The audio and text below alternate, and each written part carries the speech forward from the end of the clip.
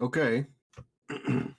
So last time we found ourselves in a somehow kidnapped and brought to some sort of god awful LARP somewhere out there that one of our characters, Stan's dad, was a part of, and he kept kept sticking with this whole routine for this stupid Renaissance fair thing that they had out there, and they had a castle and everything, and all of this really horrible fair food and weird costumes and all this jazz. But slowly but surely, um, with the advent of a trip to a nearby fishing village, it's slowly starting to sink in that you guys are a bit left of Oz.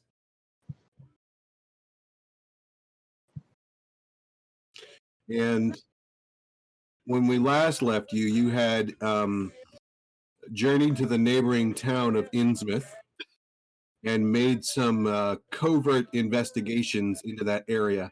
And when we left, you had slept the night in an abandoned house in the town, to which in the early morning you were quickly and promptly invited to leave.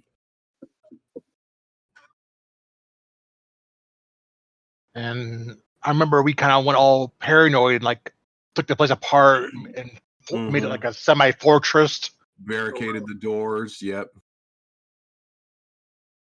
Okay, I think that's where we left off, right? Like in the morning or something? Yes, right in the morning. Okay.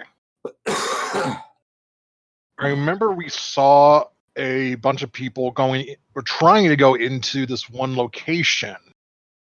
Looked like it kept turned away. Maybe we want to check that out. Yeah, that probably sounds like a good thing to do. They were. I think that there was somebody there that was stopping them and turning them around. Yeah, finding out who that was or what was going on there, I think is probably a good idea.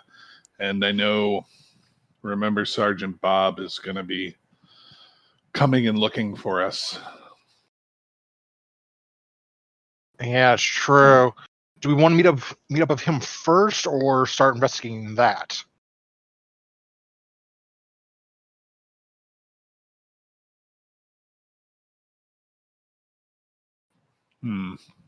Because if he comes in and doesn't find us, that may escalate some things depending on what he does. Yeah, he was going to meet us out at the boats. I remember we told him to meet us back there, and if we didn't show up in an hour, to come in. So we might want to meet him first. Yeah. Yeah. So I'll meet with him first, discuss what we saw, and then go from there. Yeah, that sounds like a better. Okay. I'm gonna repost the map at the bottom of the feed so you can see it easy. Okay.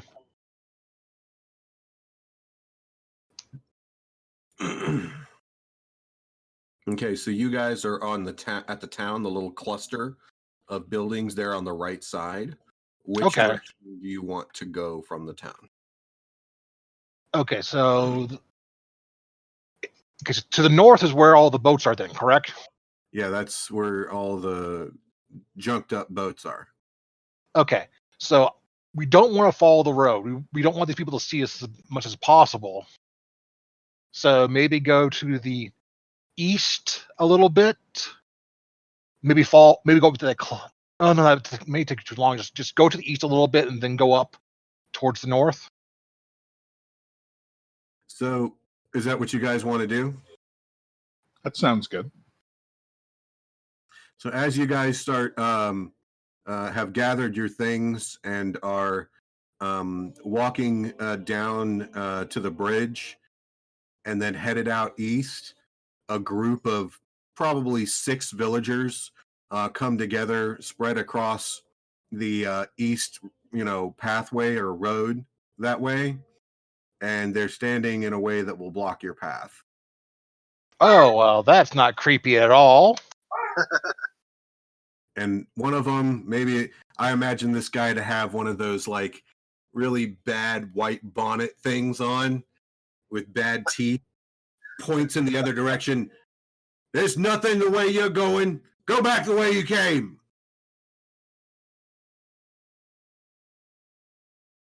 Like we're trying to leave town. That's what I said. There's nothing this way. You gotta go back the way you came. Or follow the river south, I don't care. Okay. And they're like, grumble, grumble, grumble. Grumble, agreement, grumble.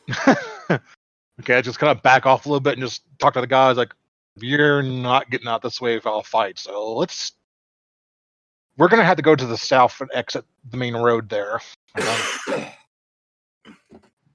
So we could go to the south, and Yes. once we're like just out of the village and just out of eyesight, kick over to the west and then cut back north. That can work. I'm down with that. All right, so let's attempt that. Okay, that's no problem. As soon as you get pretty good distance out of their eye shot, they, you can't see them, they can't see you, they don't follow you, is what I'm getting at. Okay. All right. So I guess we just make our way down to the western exit and then go for a while and head north then. Okay. Yeah, that sounds good.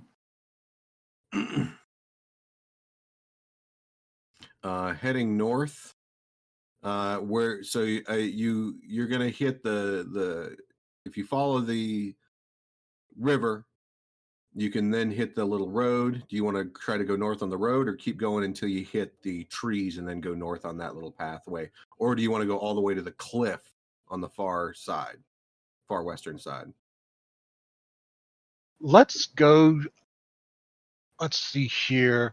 I think that up to the trees wouldn't be too bad. Okay. And then just head from there. That way it's harder for them to see us. Yeah, just make a wide U-turn. Also, there's a small little couple of buildings into the left to the west of the village. You wouldn't see them until you followed that path, but you followed that path, so you can see what looks like an abandoned church and a small graveyard up ahead. Ah. That's always the bad place in the movies. Like, Yeah. that's always where the door to the cosmic horror opens up, and you realize that you haven't been in a mental institution. You've really been here. Let's go find Sergeant Bob. Yeah. Let's just leave that alone for now. You had sent him to the beach on the upper left, right? Yes. Okay, so you guys can skirt past the church and then take that little roadway up to the left and then head up to the beach. You don't see any sign of any villagers as you go. And then as you start to get closer, you can both hear and see Sergeant Bob moving to your location. Excellent. I had just in time. All right. So I guess we meet with Sergeant Bob. We relay the situation of what we found, and he ever seen or saw anything himself. I haven't seen anything down here on the beach yet, but I have a feeling that something's gonna happen here. I don't know what's best. I think you say you went into the town. Do you think that if we just simply asked them for the tribute that they would give it? Nope. No.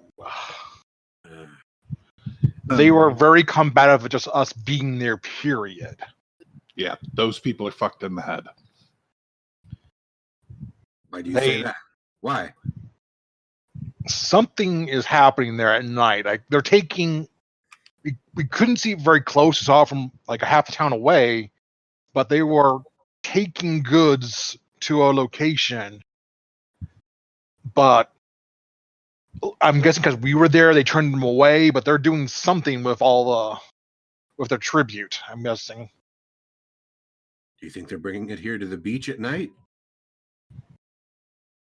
Don't know about the beach. It looked like it was a building inside of the town. Yeah, they were trying to take it there, and then somebody kept pointing at where we were staying and sending the people away. Well, it seems like the keep might have to bring military forces to bring Innsmouth back in line, but we don't quite know what we're dealing with. Yeah, I think our best bet is maybe wait for night and try to sneak into that building. Very well. Yeah, we could do that. Mm-hmm. Anyone got any other ideas? Do the cliffs there between the two beaches provide enough elevation to see down into the village? Not amazingly, but somewhat. Okay, that's probably not going to work then. If you went to the cliffs on the far right side of the map, you would have a little bit of a better vantage point, but the distance is enough that you'd be looking at torches and lights. Yeah. All right. What time of day is it right now? It's still morning? It's morning, yeah. You guys just left. Okay. Early enough to still hear a rooster's crow in the distance. Gotcha. All right. So I'm thinking we're not going to get anywhere during the day of the town. They're just going to either kick us out or straight out attack us at this point because they do not want us there. So how about, for lack of anything better to do, we can maybe check out that little church, see if there's any information there. Maybe they'll be a little friendlier. And then later on in the evening, start rounding our way towards the village.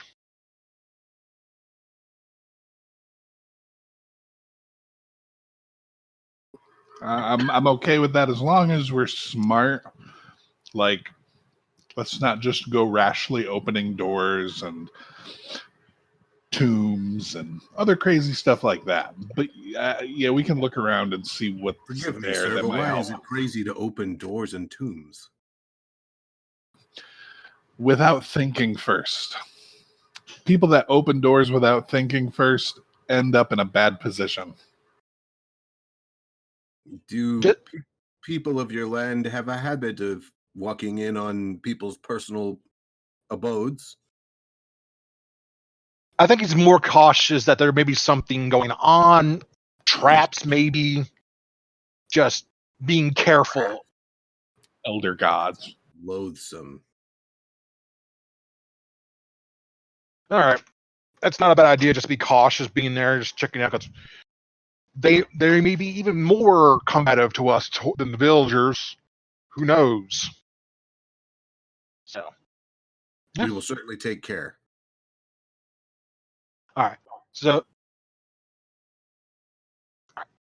how do you want to do this? Do you want to just take Sergeant Bob with us, or have Sergeant Bob keep an eye on the camp?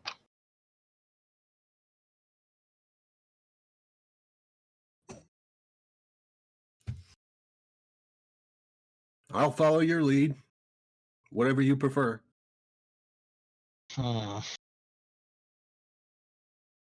give us an air of nobility and authority here, so I think having you with us from here on in would not be a bad idea at all. As you say. Anyone else has any other ideas? Good with that. All right. I guess at this point we have nothing else better to do. Let's go check out that little Church and graveyard. Could we break our fast after that? Of course. Like, yeah, we can even eat now real quick if need be. I don't want to fight on a full stomach. Fair enough. All right. So, Last thing I need to do is paint my gear with my innards. all right. Well spoken. All right. Proudly, like, yeah. Okay.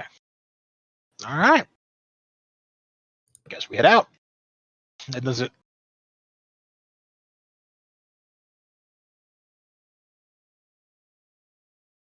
Yep, sounds good.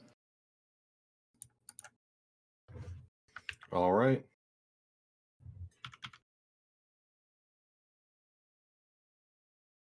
So you guys head back down the way you came.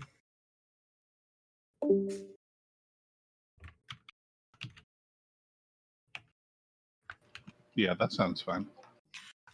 Heading down the way you came through the down the path, you encounter the church. It looks from here, it looks boarded up and poorly kept. It has a layer of moss and mold on the roof and on the walls outside, and on top of most of the graveyards. And from a distance, it looks abandoned. Okay. That could be good or bad. So let's still be cautious. Are there any hills or any kind of coverage at all so that we can maybe try to sneak up on it? Not really. Okay. All right. I guess unless anyone has a better idea, we just kind of stroll on up there, maybe look around. Yeah, there's a graveyard there that you said was there as well, right? That's correct. Maybe kind of looking over the tombstones and seeing which one's the most recent. Get an idea of what's been Mostly happening? weathered. Uh, you're not quite sure because you don't really understand the numbers and the dates that are on these things. They don't match any kind of numbers or dates that you're used to. Sergeant Bob, which one of these is the newest tombstone? He looks around and goes from place to place and then points to one of the ones that has the least crumbling and the least amount of weathering in front of, on the face of it. Points at it. All right. And how long ago was that, Sergeant Bob? Yep. 5 years hence. Okay. 5 years. Nobody's died in this place in 5 years. That's what you're telling me. He just kind of like wipes his brow with, like concern. So they're doing something with the corpses then. That's not creepy at all. That's okay. That's very freaking creepy. Okay. Guys, I've got a bad feeling about this. The last time I saw something like this was in Village of the Rammed, and all of those corpses were in this massive eternal orgy. And all I'm saying is I don't want to end up as some corpse in a massive eternal orgy. Okay, I know you're kind of a porn guy, but that one's just creepy. All right. So, all right, let's see if we can get into the church or see if there's anything in there. Yeah.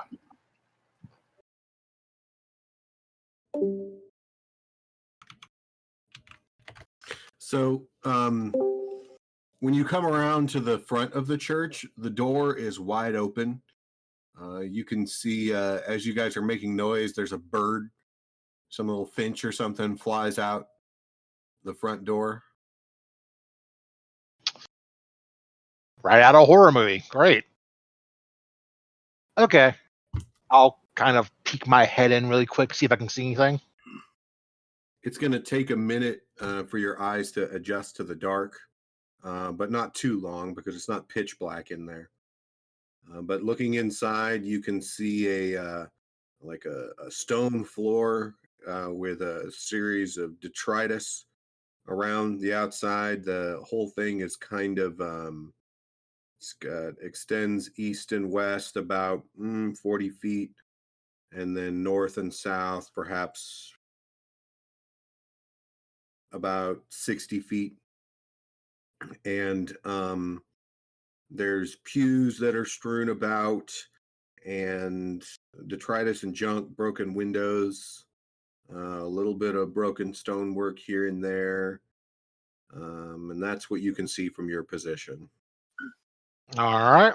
You're coming in on the far east side of the building. All right. Well, I let them know that I was seeing nothing out of the ordinary yet. And I step on in. You step in. I'll follow behind him. Mace at the ready. You see the same thing, broken pews, a lot of them still together, detritus about, and looking a little bit further in and looking to the far north side of the church, you can see that all of the religious paraphernalia is of a oceanic nature. They have pieces of coral, fish skeletons, sand dollars, and things of that nature. Seashells. Well, they are a port town, so God revering the sea doesn't sound too out of the ordinary. I mean, you make do with what you got, so. Yeah. All right. Well, here's a question. From outside the building here, is there a clear line out to the village, or is there like hills or anything kind of obscuring things? It's more distance. It's obscuring things than anything else. Okay. Gotcha. You I was can kind of see the town from where you are, but it's relatively small. Okay. I was thinking this might be a somewhat decent place to hold up, but if they can possibly see lights and everything, that's not a good idea then. If you kept the lights low and just used like candles or small fires that were below the window line and inside, then you'd be okay. Okay. There's a possibility then, at least. All right. Let's go ahead and search around, see if we can find any kind of maybe documentation, notes, or anything we can possibly use. Yeah, I was gonna say the religious paraphernalia. Stan would go over and kind of look through it to see if there's any tracts, Bibles, something. All right, let me consult my notes here. Yeah.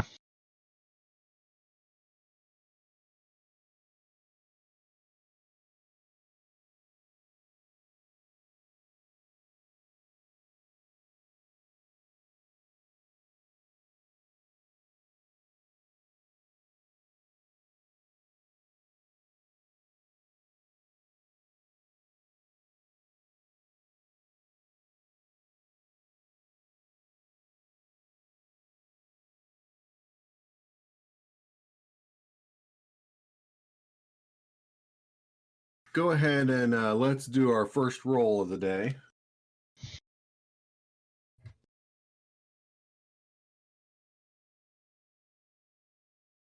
All right. What do you want us to roll? We're gonna have Stan's gonna roll here, Okay. and I want him to roll notice and willpower.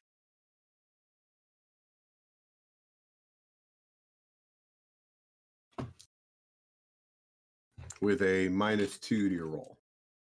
That is a 6. You don't find any writing, just a lot of a lot more of that same kind of paraphernalia that's intermixed with the junk that's in here. Hmm. Are there any other rooms in this place? Like maybe like a chamber for a priest or anything? Nothing. Just one big room then. One big room. So one question I have. Stan has an intelligence of 4 and a knowledge of 6. Looking at the paraphernalia, can I try to puzzle out what they're revering here? Yeah, I think so. When you're looking at all of this oceanic paraphernalia, it stands in contrast to the building structure and the furniture. The building and the furniture have what it would appear to you like a Christian motif. There's a lot of crosses or crosses with rays coming off of them.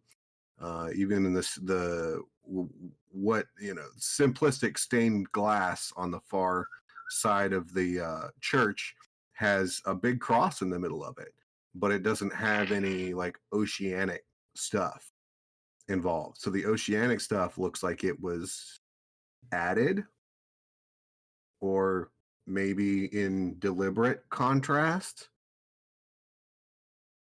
to the seemingly Christian symbology that was there before.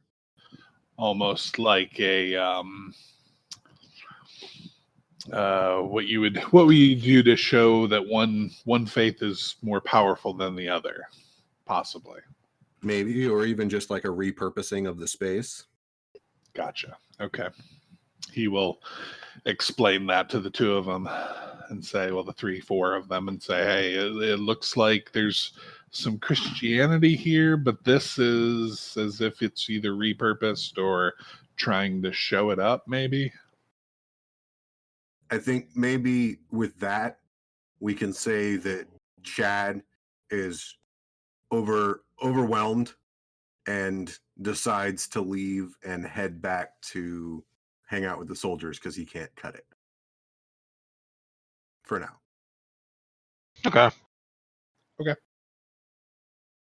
All right. So we're not really getting much out of this place, but maybe a possible place to hold up for a night. How do the doors and windows of this place look? Do they look at least somewhat sturdy, or they just fall apart? Oh, a lot of the windows are broken. Okay. The main door is okay, but it's not anything you would want to defend in wartime. Okay.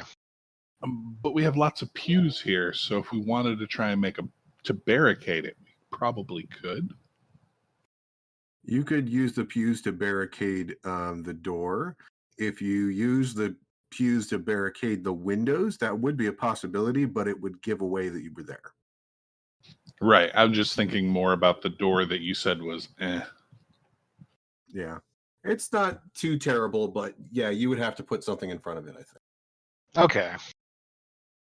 All right. So at the very least, we found another place to hold up if need be. So, all right. So what time is it now? It's probably midday. Okay. Let's go have our meal for our fast, break our fast, or whatever. And then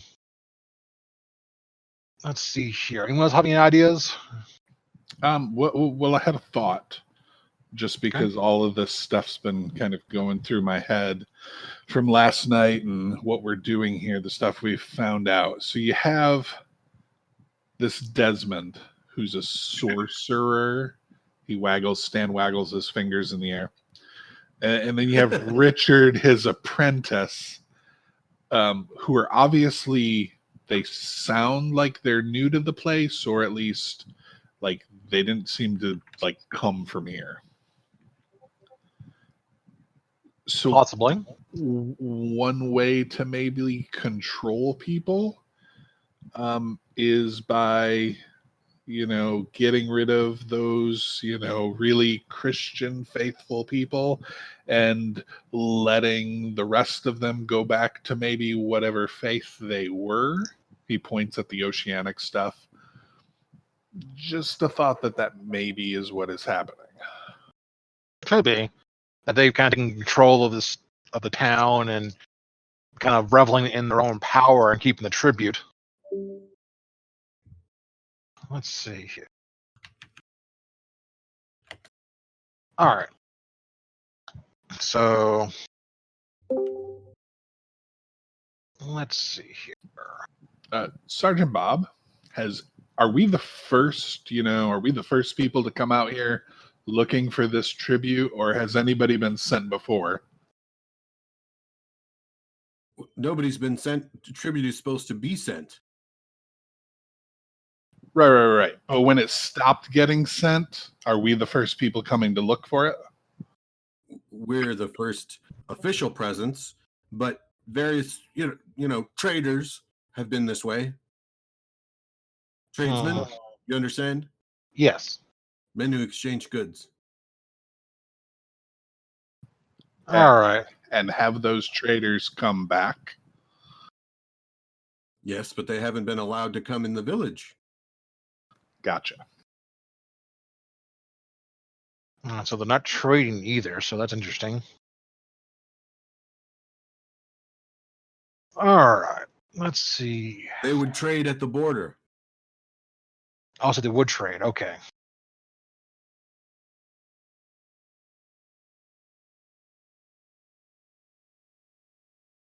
Yeah, you're going to take over someplace. You want to control it. You want to control everybody that's coming in and out. All right. At this point, there's no other landmarks to really investigate.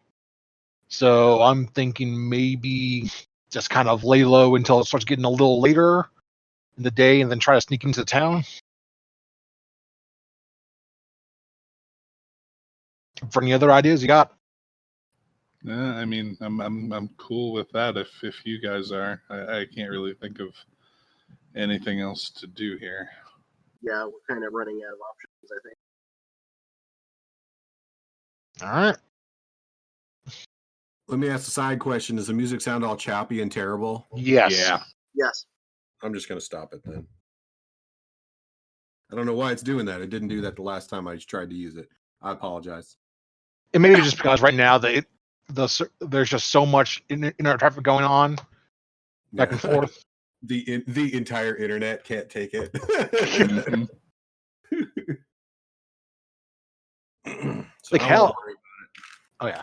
Hell, in the EU, they've actually had Netflix cut HD streaming out so they can handle it.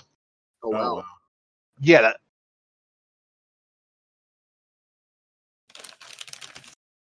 Okay, so you guys have a meal, chill out, just get inside the church and hunker down for the rest of the day.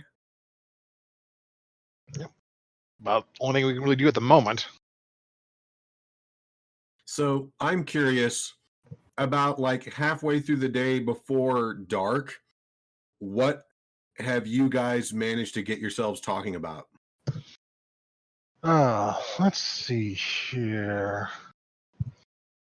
Well, I'd probably start talking with Sergeant Bob about his training because I'm kind of a martial guy myself, so I'd maybe just see how he handles himself, maybe spar a little bit. Nothing too much. There is a wrestling contest that would then ensue. Is anyone taking bets? Anybody else? What is your character's there it is. It's Ted Flynn. Yeah. Stan would bet on Ted. Bet on Ted. Let's roll it and see who gets it. All right. So So what do you want me to roll? Strength and kung fu. Oh, lovely. 18. Yeah, you win like crazy. You got your crazy fucking bullshit judo throw. What? That's how I can't handle it. All right. I'll offer to teach him some things if he wants. But yeah, I guess I just been spending my time mostly with Sergeant Bob and chatting with him up, just trying to learn more about the area and such. What are you two guys up to?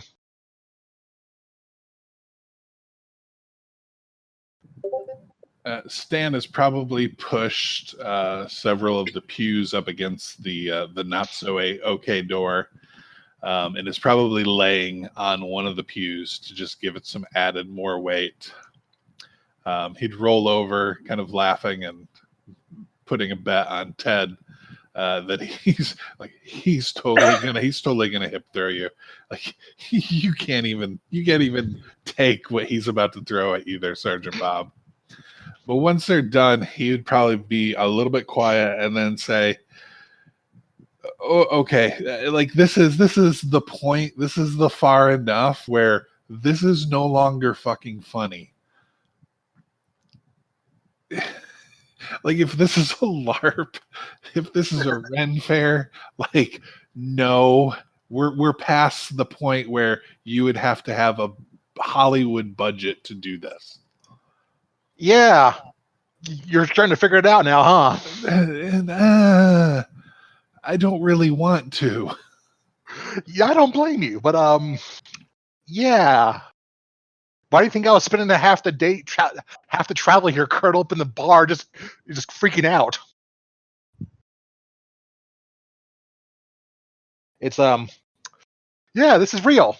This is actually happening. But none of this, I mean, okay, so the church, I mean, this doesn't match, like this isn't time travel. So if it's not time travel, what is it? Maybe we've gone to another world entirely. I mean that's possible. Like that puts us on the left foot. That puts us a step behind because we don't know what the rules here are, and every reality is going to have its own rules. Like, does magic really work here? Like, is True, we are kind of behind on that. And Sergeant Bob, does magic actually exist in this world? Well, there was a green light in the sky, and then you fell to the earth. Yeah, actually, that's actually a pretty damn good point. So we can just take from that magic does exist to some extent here, and apparently to some extent in our world too. Apparently, it got us here.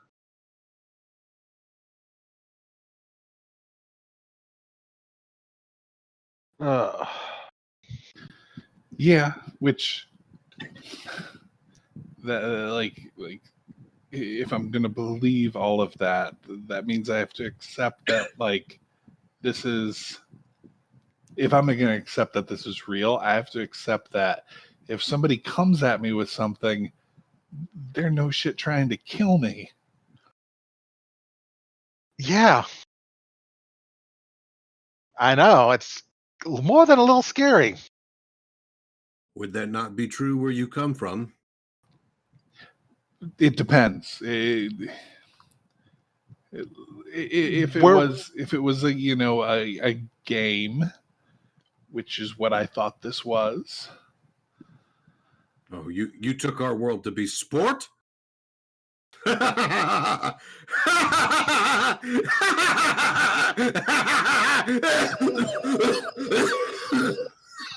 got a pat on the back. Yeah. Ted put him in a headlock or something. He struggles a little bit and he stops laughing. Don't laugh at us. It's okay. So, yeah, I figured this out at this point. This is real. We're really in danger. We're really got to be cautious when we're doing this stuff. Guys, not only am I not going to be promoted to actual shift supervisor, but they're probably going to fire me now. Sucks, man. I probably lost my dojo too. Hell, we probably lost the entire complex. The entire place because they were gonna tear it down in a few weeks, months. Yeah, I'm not sure what the plan was, but if we didn't pay that, it was getting taken from us. Yeah. Unless time works differently in our world, this world to our world, I think we might as well just assume that it's gone. Because even if we ever do make it back to our world, who knows how much time has passed.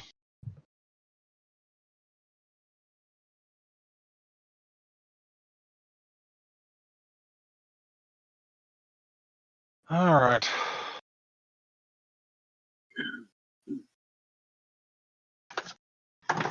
So with that sour note, the sun begins to descend, painting All right.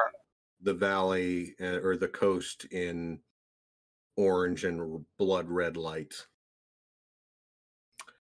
Nat, I have an idea for you if you want to increase your sound quality. Okay.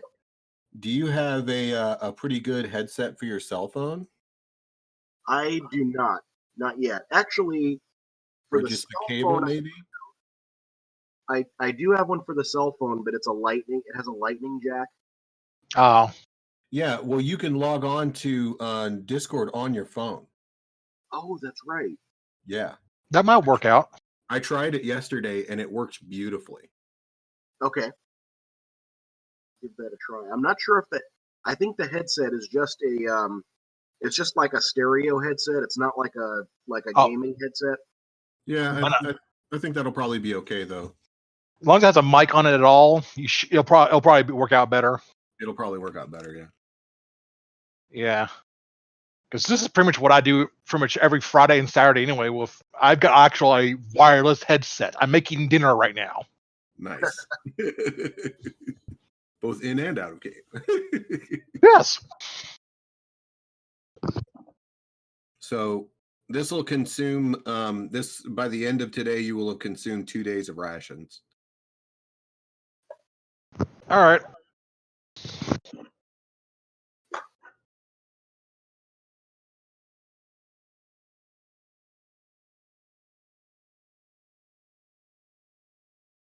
Nat might have to log off here and log back on there, so he might disappear for a second. Okay. I'll be right back. I'm going to grab something to drink. Okay, quick break. Okay, cool. Yeah, it looks like this headset is literally just for listening to music. I don't think there's a mic on it. There's no mic on it at all. Do you have one of like just the cables with a mic on it that comes with the phone? I might. Let me dig through my desk here. Because as it is, it's functional, but you're definitely muffled and down a hallway. Okay.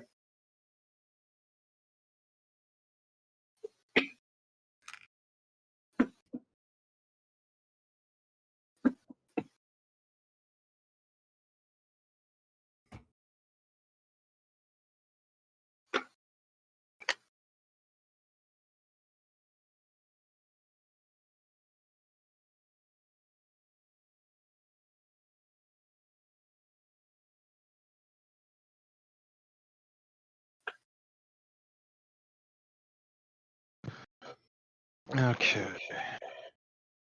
What are you cooking? Oh, I managed to grab some ribs before I held myself up. So I'm going to cook them up. Nice. Unfortunately, I don't have very little to no seasonings other than salt and pepper. What? What's wrong with you? You're crazy. Well, I've got some Worcestershire sauce. Oh. I have like 10 different kinds of hot sauce, barbecue sauce, 3 different kinds of ketchup, seasoning for days. Like, Yeah. I'm not that much of a cook. Like, generally what I have for dinner, I literally just throw some chicken, frozen veggies, maybe some rice into my Instapot and just let it cook and just eat that. Yeah, and cover it with hot sauce. I do cheese, but still, yeah, Cheese and hot sauce works great. it can. What are you doing with your other games? That game, yeah, we switched to Roll20. Cool. What are you playing? Pathfinder still. Oh yeah. Yeah, it's a we're playing, I think, Hell's Rebels. Oh yeah. So it's working out. You need that Roll20.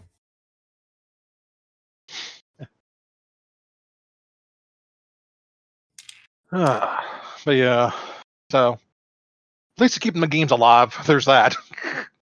Yeah, I tried to run a pickup game of Mothership yesterday, and I got to show it to a guy. We didn't get to play; it was just him. But I showed him the game, and it was fun. That's cool. Yeah, I was just trying to. Yes. Hey, Hey, can you hear me? Yeah, way better. Yep. Oh, wow. Okay. Yeah, a billion times better. much better. You might have No. to remake your adjustments with your sensitivity and your volumes there Okay. to your preference. But yeah, it definitely, wherever you're doing it, definitely better. Oh, good. Yeah, it sounds almost like you're here. Yeah, you guys actually sound a lot better like this too. Cool.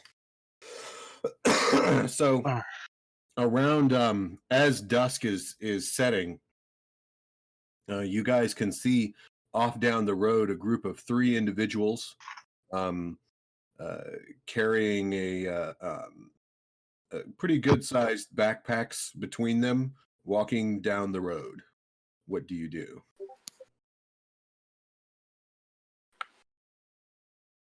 Do they look like they're part of the town, or They definitely look like townsfolk. maybe we should try following them from, like, trying to sneakily do so, and just kind of see where they're going?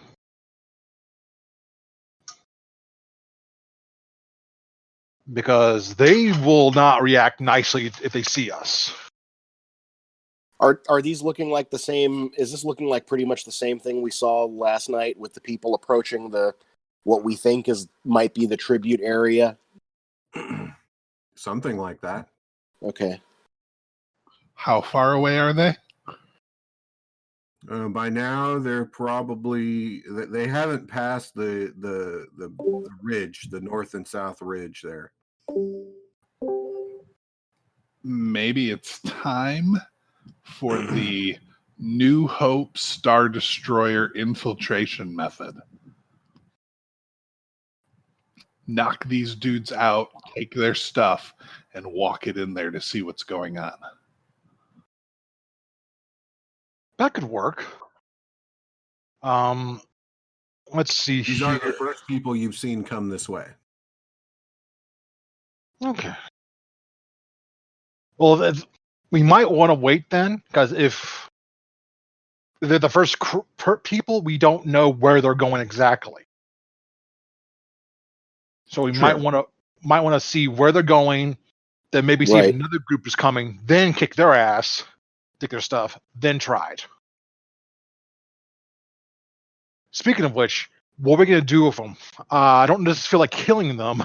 So, like, do we have enough, like, let's see here. I think I've got a little bit of rope. I've got rope. Okay. Tie 'em Yeah, up. I think I have some too. All right. Okay, so as they're reaching that ridgeway and coming up towards the church, do you guys just hunker down in the church? That's probably best. Because they're probably used to that by now. They're probably not going to look into it for any real reason. Unless they're coming to the church. True, but we didn't really find anything in the church. That makes sense. Okay. Yeah, let's just hunker down and watch them, see what they do. Hunkering down and watching, you can see them just trudging along the road. That way, they don't take the south road from the church. They keep heading over to the west side along the path that you guys followed to the church from the beach. Okay, let's try to follow them from afar and see where they're going. All right, who's in charge? Ted, you lead the way. All right. I'll head the charge. Well, stealthy charge, best I can.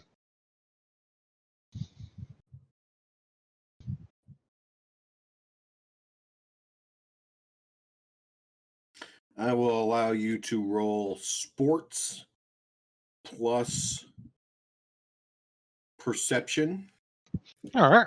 at a -3.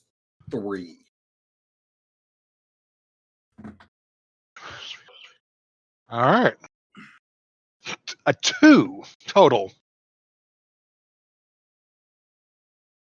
You guys are sneaking along, following up the path, and as you approach the you follow them, and they've head down the stairway into the beach below.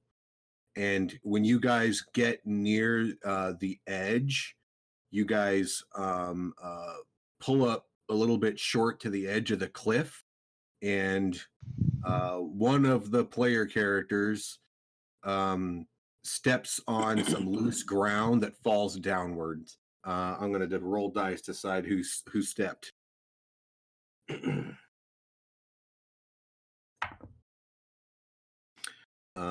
It is what is it? Chris, what's your character's name? Ted.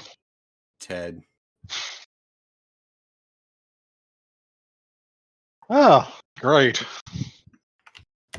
So yeah, you knock some detritus and dirt down there. What do you do? I will try to duck behind anything. Try to just kind of like, guys, down, and try to avoid being seen. So I think you want to roll your dexterity, and we'll call it acrobatics. All right.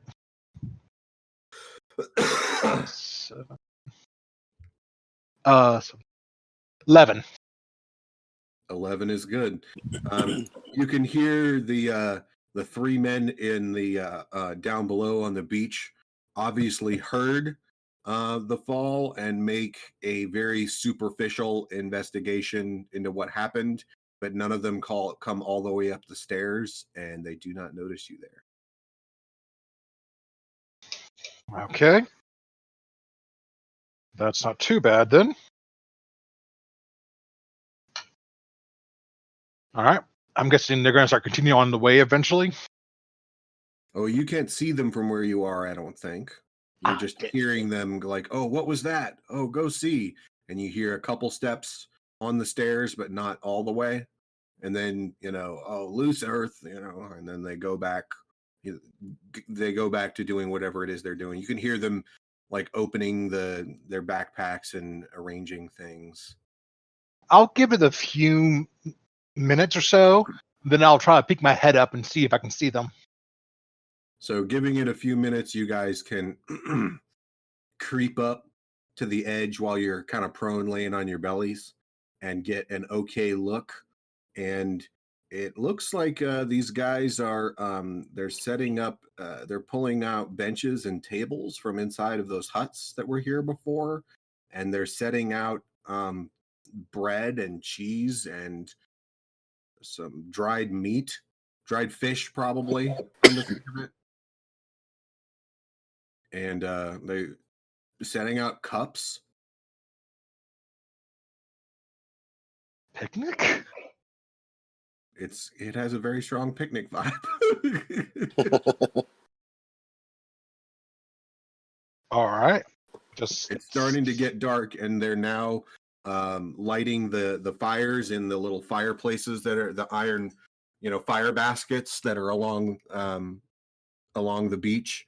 They're taking like dried driftwood, and one of them has brought some wood along, and they're starting fires in these things to put some light on the beach. By then, there's some more people that are coming. There's people bringing blankets and their own food and wine as well, and they're spreading out the blankets and laying them on the beach. Well, it's a good thing we didn't stay on the beach.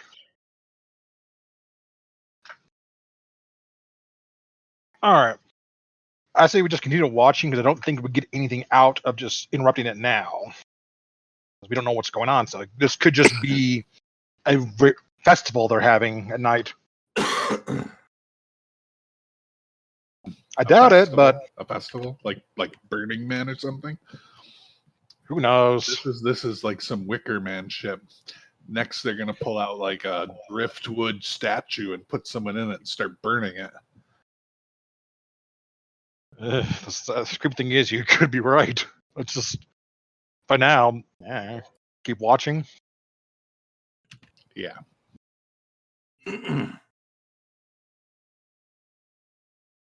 So the next thing that you see is a couple of men moving a moderately sized object between them. They have something that is bound up in cloth and attached to poles. And there's guys, using the poles to carry this thing down the steps. They arrange it, put it up on its side and tip it up and unwrap the burlap wrapping off of it and set up this stone near the center of the beach. Oh, an obelisk? Really? Okay. Which one of you took the book when Chad left? Good question. I'll say me. Okay. So you can hear like the book like murmuring in the bag that you have and moving around. Okay. A little creepy. I can open the book. I can open the pack slightly, not enough that it could get out and go, "What's up, Chet?" Pages. The same thing, huh? Are the pages near? Pages. Say, Hungry. say pages twice if the pages are nearby. Okay. I taught the back again. I imagine it's probably too far away, but I was going to ask, does the writing on the pages that Chad does have in him look similar to the writing on that obelisk? You can give me notice and perception.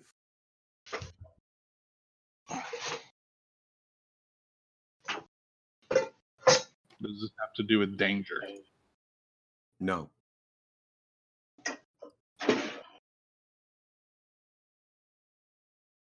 That is a 10. It looks similar. What if we did a rubbing of That what's could up make some there? pages. Do we have any blank paper? I don't think I don't know. Do you? Check my bag. I know Chad had some. So if he had it and you wanted it, you can have it. Okay. I'm pretty sure he had it. I can't remember for sure. Believe so. Because remember he was like trying to make snacks for him. Oh, right. All right. So you can do the rubbings, but there's still the issue with the cult that's there. So what are they doing now? Are they just still getting like ready or something happening? They're presently getting ready for stuff, but if you want to just wait until something interesting happens, you can. I think it's probably our best bet since we don't really know what is going on. Yeah, that's what I'm thinking.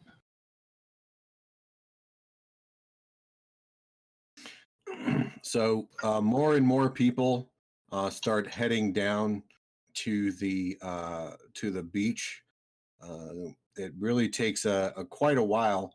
It really doesn't start to really pick up until what's probably midnight. But you guys have a relatively good position to just sit and wait. But pretty much the entire town comes out onto the beach, and they start laying out their blankets and just generally milling about, drinking wine, eating. They're not really playing any music. They're not super boisterous. There seems to be an environment of waiting. And then you can hear the sound of people blowing conch shells like they're horns. And then you can see a robed form with a strange mask come down the stairs and approach the obelisk. He's got like a golden mask that shimmers in the light, and he's got a green robe that he is wearing that he opens up as he comes to the obelisk.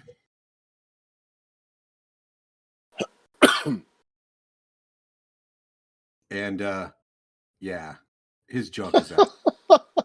Oh, He starts chanting, and they start blowing these conch shell horns, and they start like hitting some real primitive drums and stuff, and then like just kind of dancing and cavorting about the beach. This goes on for a good maybe 5 to 10 minutes until forms start emerging from the water. okay. Can we get a good look at the forms yet, or? The forms are kind of scaly, and they reflect the light of the moon and the fire. They have a fish-like appearance. Oh, shit, the fisherman.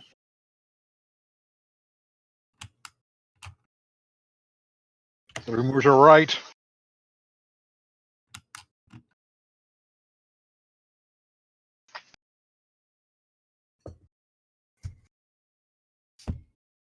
Okay.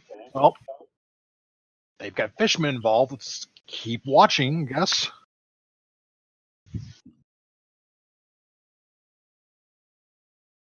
Here, hold on. I That got you dude, some. if that dude has sex with a fish person, I'm not watching.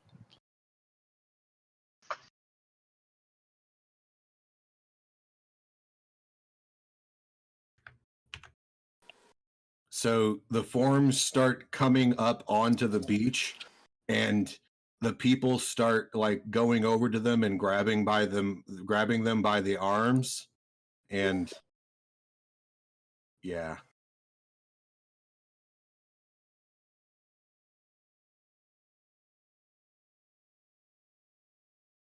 I told you guys.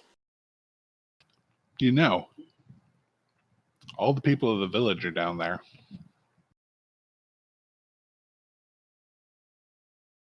Fucking those fish. Which means they're not in that village. True. We could try sneaking into the village now. Because I don't think we can really do anything about this. There are men engaging in this, women engaging in this, and they all seem really elated to do this. Yeah, cool if the army comes here and just burns this place to the ground.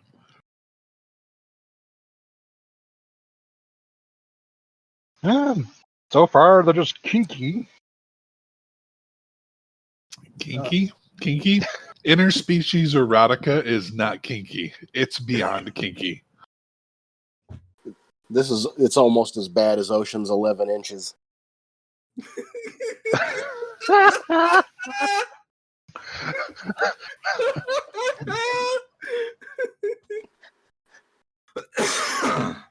Wow.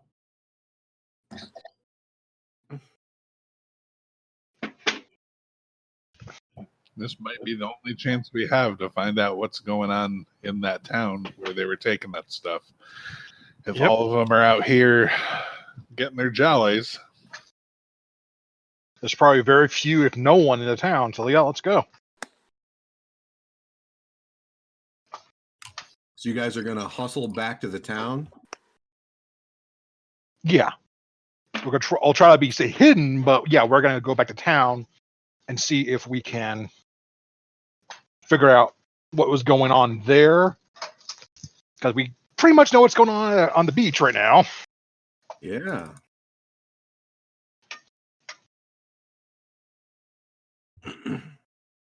you good with that, Jerry? Yeah, definitely.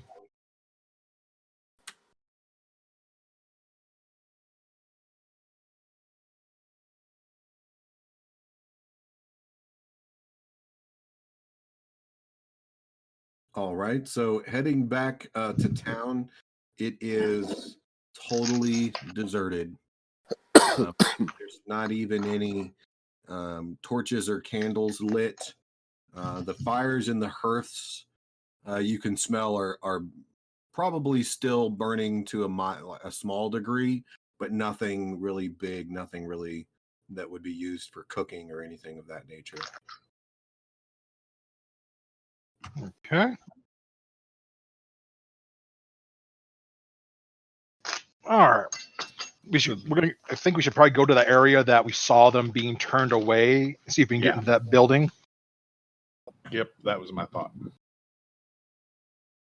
So they weren't being turned away from a specific building. They were being turned away at the point. If you zoom into the map, the point at the bottom of the town where the road meets the river is the point where they were being turned away.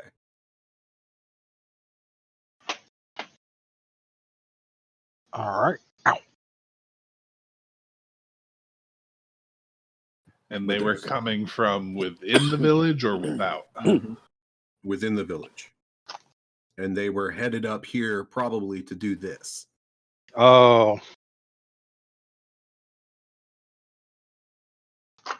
Okay. So we interrupted the orgy last night then. Yep.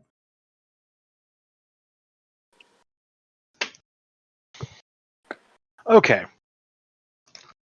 So for now, let's see here. I guess maybe try to search the town while we can, since we got kind of free reign.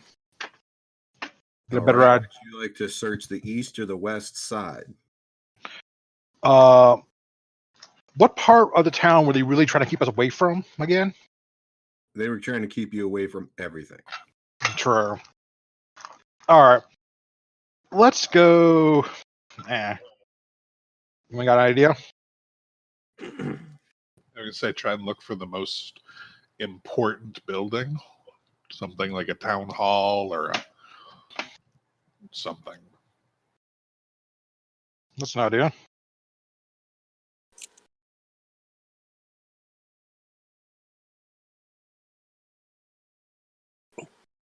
This is taking more big than I thought it would.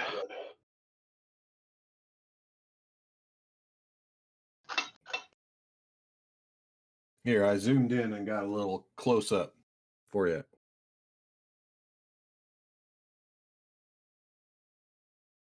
All right. So I'm taking it that building at the bottom by the bridge is that inn. That's the inn that you guys passed that was boarded up. And the people or the part of the village on the right side of that river, that was more desolate, not really used than the other side. Is that correct? There was what I meant to say with that description is that there were less numerous domiciles on that side, Okay. which you can see from the photo that it's not as well developed as the other side. So probably There's disrepair intermittent in all of the buildings. A lot of them are abandoned, but there's a fair distribution of usage on both sides. Okay. So does any place kind of strike out as town center, mayor's house, or anything? You'll have to find out which side would you like to look on. What side were we on when we hunkered down for the night in town? You were on the left or west side. Let's do the east side then. Okay. You- Give me Because if we were let's do notice and perception all right, with I'll give you a +2 bonus based on the circumstances of some houses being lived in and others not. all right, perception and notice.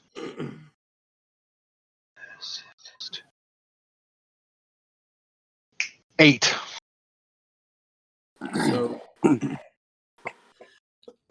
you end up poking around several houses that look likely to be important that turn out to be abandoned, and it takes a little longer than you wanted, but you do manage to find a house that looks like it's been lived in recently, that appears to be a little bit nicer, a little bit more well kept than the ones around it.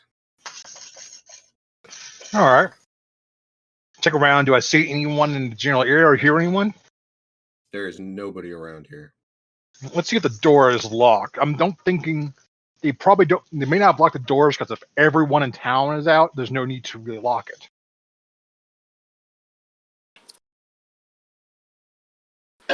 So you're checking the door? Yeah. The door is locked. Okay. Are there any other entrances to the building? There is a back door as well. Let's try the back door. It is locked also. Okay. Does anyone have any experience picking locks? I do not. nope. I don't either, but we can try to give it a shot. Let's see here.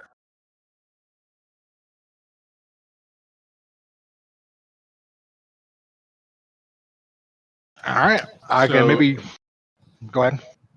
I was going to ask Alan, in the drama point arena, Yes. one of the things that I wrote down is once per session, you can break or do a plot twist narrative editing.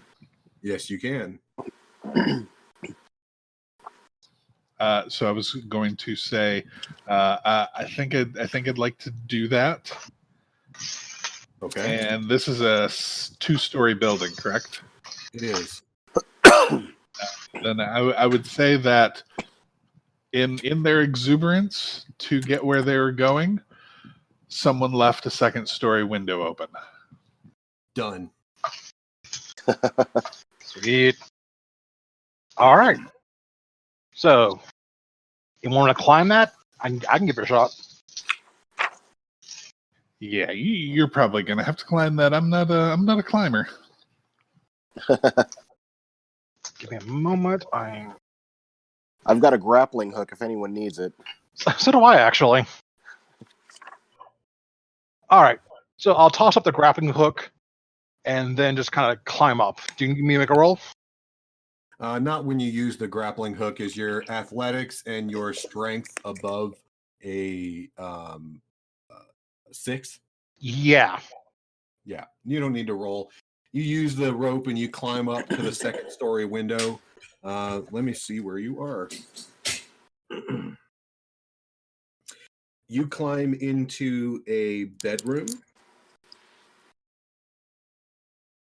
All right. I will There try to get. is Oh, go ahead. I'm just looking at the notes here. There's a desk in front of the window that you come out on top of with a few pieces of paper on it. A circular table in the corner, a couple of bookshelves, and a chimney. Okay. First order of business is getting them inside. So I am going to go about that and getting them in as well. Go downstairs and unlock the front door. No, back door. Back door. You gotta go unlock the back door. You go out out the door and then down into a little open room with not much in it. Down a set of stairs, which leads to an open, completely open first floor. And you find the back door behind the stairs and open it up and let people in. All right, people. Let's be quick. There's a kitchen area in the north side of the building, which is for where you guys are entering in. So to your right as you're entering in, a couple of barrels. There's a long dining table in the middle of the room, and then a fireplace with a couple of sitting chairs, a rug, and a few chests around.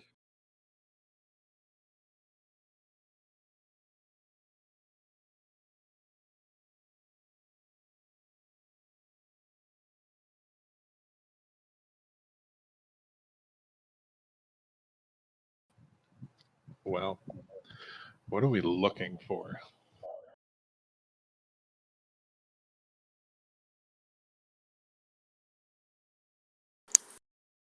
Sorry about that.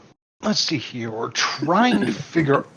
Maybe I'm gonna go back upstairs and look at the paper I saw, and see if it tells us anything interesting.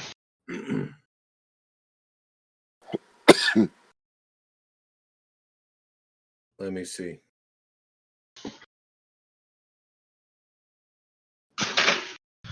All right, and let that cook for a while.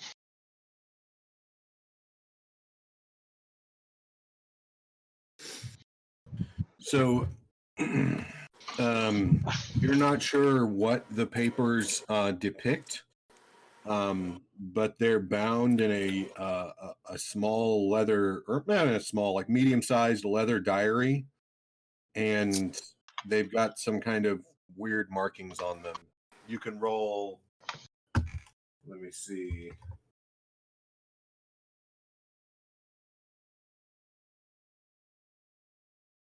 Knowledge and intelligence. All right, that's not the best for me. Anyone else want to give that a shot? Or it's just me, isn't it? I'm. It's just you that's up there right now. Oh, right. Okay. Well, my intelligence is for checks is 1, and my knowledge is 1, so 2. Let me roll. 3. There's a couple of things on here that are words. Okay, I cannot make sense of this damn thing, so I'm gonna bring it down. Maybe Sergeant Bob or one of the other guys can read this damn thing. I've got a pretty high intelligence and probably average or above average knowledge. I've got a decent intelligence and fairly high knowledge. One person can give it a try now, and then if there's another failure, you guys will have to change the circumstances in order to try again. Fair enough. Go for it, Nat. Okay. So let's see. I've got a knowledge of 3 and an intelligence of 5. So that's 8. Awesome. And I add that to the D10, right? Yes. Yes. And then, sorry, I should have. I knew you were going to be poorly, using so D10s. and I didn't announce the difficulty there, Chris, because I knew you were just going to do terrible anyways. But the difficulty is a -5. Oh. Okay. Let's see. 5, 6, 7, 8. I have a habit of just letting people roll and then doing the math afterwards, but Okay. it's less dramatic, so I might So- accidentally do that again, but I'm going to try to announce it ahead of time. Fair enough. So I rolled a 5, so that's basically a wash right there. So I'm at an 8. You've got an 8.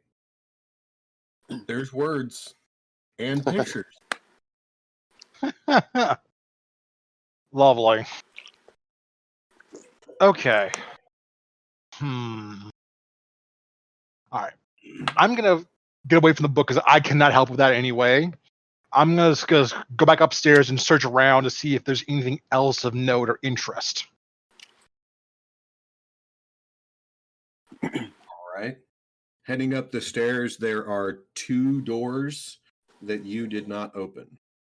All right. One is on the same side of the building as the door that you came out of, the big bedroom, and the other one is on the opposite, or the west side. So there's 2 doors to the south and 1 door to the west. Okay. First things first. I didn't think about this until just now. I'm gonna go back in that room I came in and make sure I pull the grappling hook up, so that way no one can see it from the outside. That's smart. All right. Done. Okay. Then I'm gonna check out that one door by itself. One I The think goes to one- the south. Door by itself. No, there's 2 doors to the south. You came out of the south. Okay. Here, I'll give you a small diagram. Hold on. Fair enough. This is actually really handy. Just take pictures. I need to do this more often. Yeah.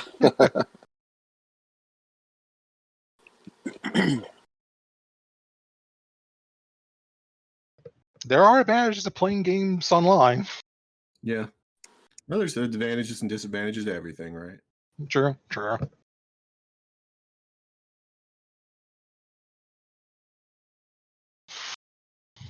Smells okay. Sorry. So I Wrap had to the- kind of take a picture of the edge of it there. If you look at the bottom square, right? That's where the stairs come up. Mhm. And then the lower left corner, that door in the corner there, is the one that you came out of from the bedroom. So there's a Okay. door right next to it on the south side, and then there's a door all by itself on the west side. Okay, I'll try the door right next to it. The door right next to it is locked. Okay. I'll check in the room. There's a small table here. Does it have any drawers in it? It does not have any drawers in it. It looks like it has a lamp on it. Okay. I'll try the other door then. It is unlocked. All right. And it opens into a another bedroom that has a couple of foot lockers, a smaller bed, and a table. All right. Anything on the table? No, the table is bare. All right. I'll check out the foot lockers. Okay. They're both iron.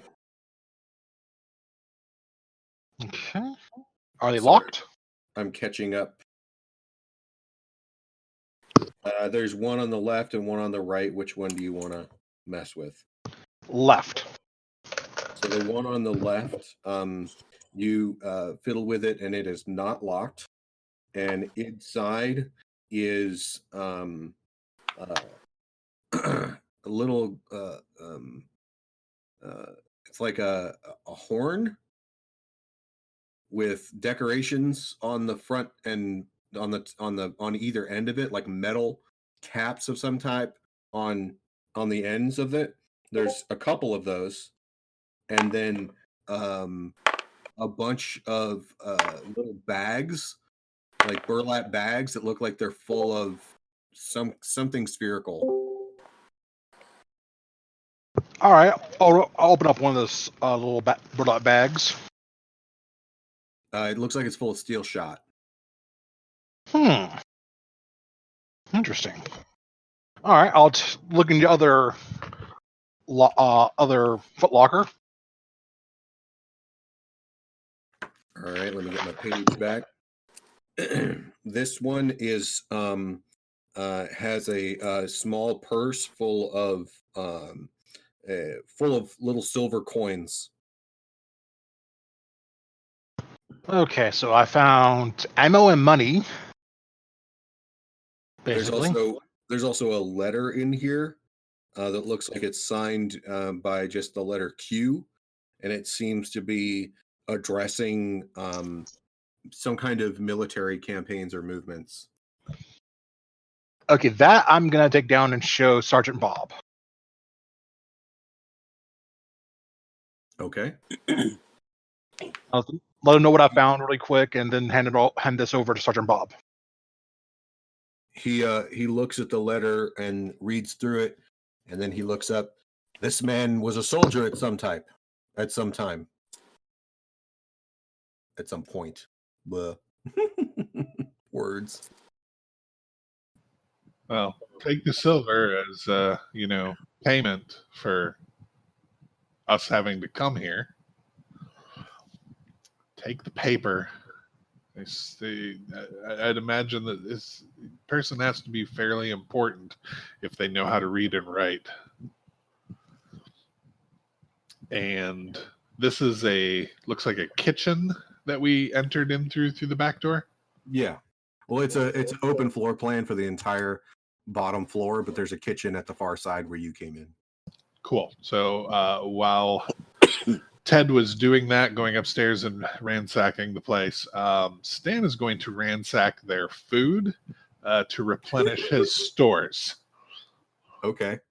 You can do that. Dried fish. Whatever's edible. You know what else they probably have? Lutefisk. I do not know what that is. Lutefisk is fish that's been dried in salt and lye and then is later rehydrated and eaten. It's a lot like eating larva. Is there any food? So suddenly Stan is getting ill. Is there any food that is not great, fish? Though. It smells great, Stan. Nope. If it's fish, he's not touching it. Fair enough. Because they probably fucked it. I mean, there's a good chance.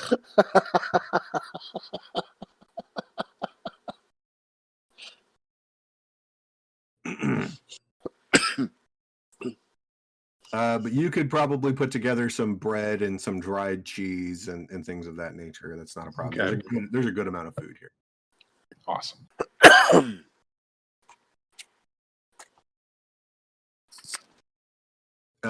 So once Ted has come back downstairs and you guys have assessed everything, you have 152 pieces of silver. And Sergeant Bob lets you know that that's well above what the tribute should have been. Okay. How many tributes have they how many tributes have they missed? 3.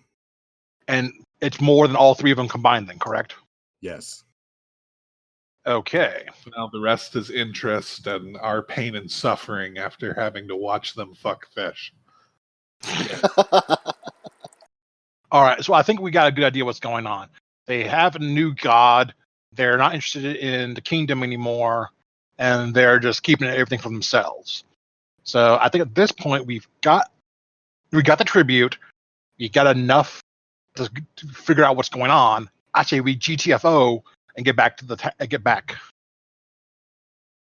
I'm good with that. I don't want to. Yeah, that might not be a bad idea. I think we've got a whole lot of information. Not to mention the cash. Yeah. Since we're going to leave town immediately, I'm also going to take the journal as well. Okay. Yeah, definitely. Hang on to that. Yeah, if we were going to stay longer, I'd leave you here to maybe keep our messing with things a little bit more covert. But if we're going to leave town immediately, let's just go. All right. Okay. Yep, I'm good with that. So, all right. Grab all our stuff. Grab all that. I'll grab the buckshot too, just for the hell of it. And it's not buckshot. It's like musket balls. musket balls. Okay.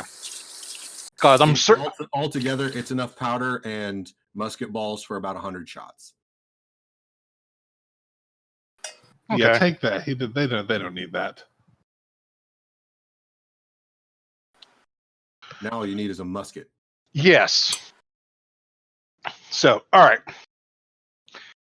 GTFO, folks, let's get out here while we still can. So, how are you going to be leaving? All right. So they'll probably still fucking the fish. So I say we just. It's funny because it's true. Well, I want to know what calculation. What do you base that calculation on? I mean, how long do you know it takes to accomplish the task?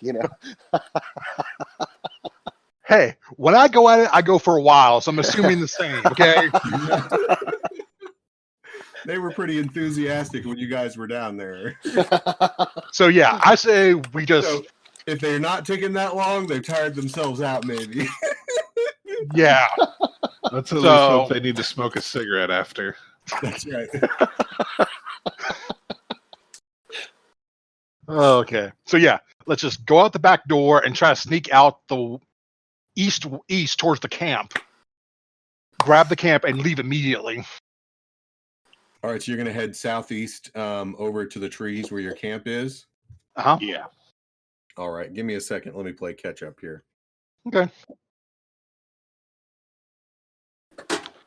But yeah, I'm thinking we shouldn't even wait for morning. I think we should just start getting distance between us and the town as soon as we can. Because as soon as they realize we've been in that room, in that building, they're going to try to come at us. So when you guys arrive back at the camp there in the trees, your a couple of bird calls, military signs identifies you with your group, and you can see that the woman Catherine is there. She has a bundle of things nearby, and she's like, "Did you see the horrors that they had created?" Yeah, we kind of seen some weird. Please, you must take me from this place. We're leaving now. Get your stuff. Oh, wonderful. And she starts like packing up her stuff, and the men are like, "Do you think it is best to travel at night?" Yes and no. It's not the best idea, but they're gonna know we went into what we've done, and they're gonna come at us.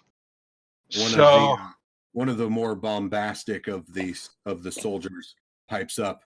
"Do you think that they are a match for us? Huh, I think not." They have numbers. If there was just a few of them, yeah, we would win. But the entire town, we won't. It's a lot of feral fish fuckers. Yeah, and the fishmen too. They made showing in. Yeah, we kind of found them fucking fishmen. Literally. They look at each other, and then Catherine speaks up. "It is true. They summon deep ones from the ocean, and they cavort with them." And you can see like the big guy who is all being boisterous. He starts to like vomit a little bit and then catches himself. It's like, oh. Yeah. So not only will we have to deal with the villagers, we have to deal with the fishmen too. So I'm thinking. And wait, and she's like, "Yes, fornication," and then one of them just like loses his lunch right there. Fair enough there, but yeah, that's why I think we should just at least get some good distance on them. Maybe not travel the entire night, but we won't. They won't even listen to you. They're like packing up their stuff and like kicking dirt on the fire. Okay, they got the right idea. Hey, Catherine? Yes, my lord.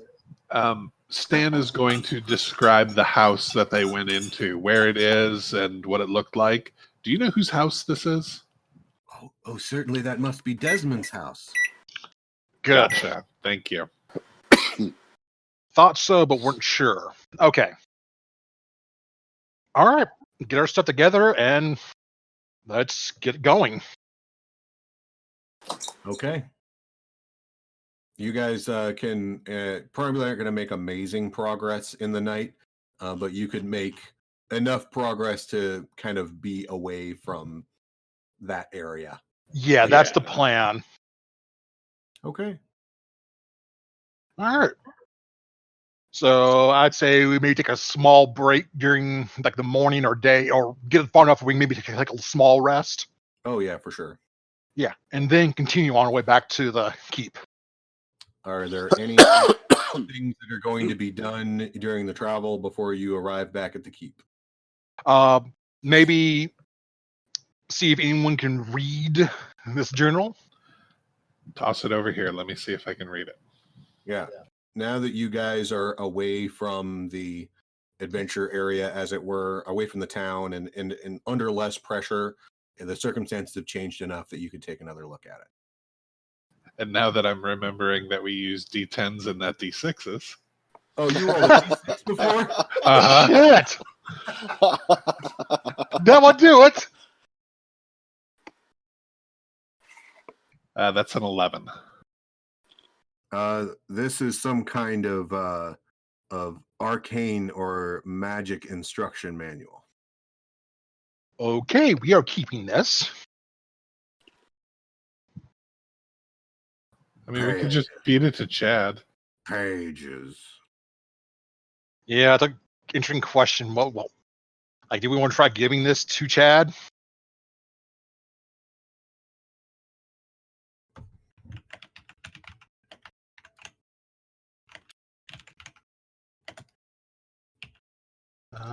Let's see. Dude, like Chad wants pages, so like pages. All right.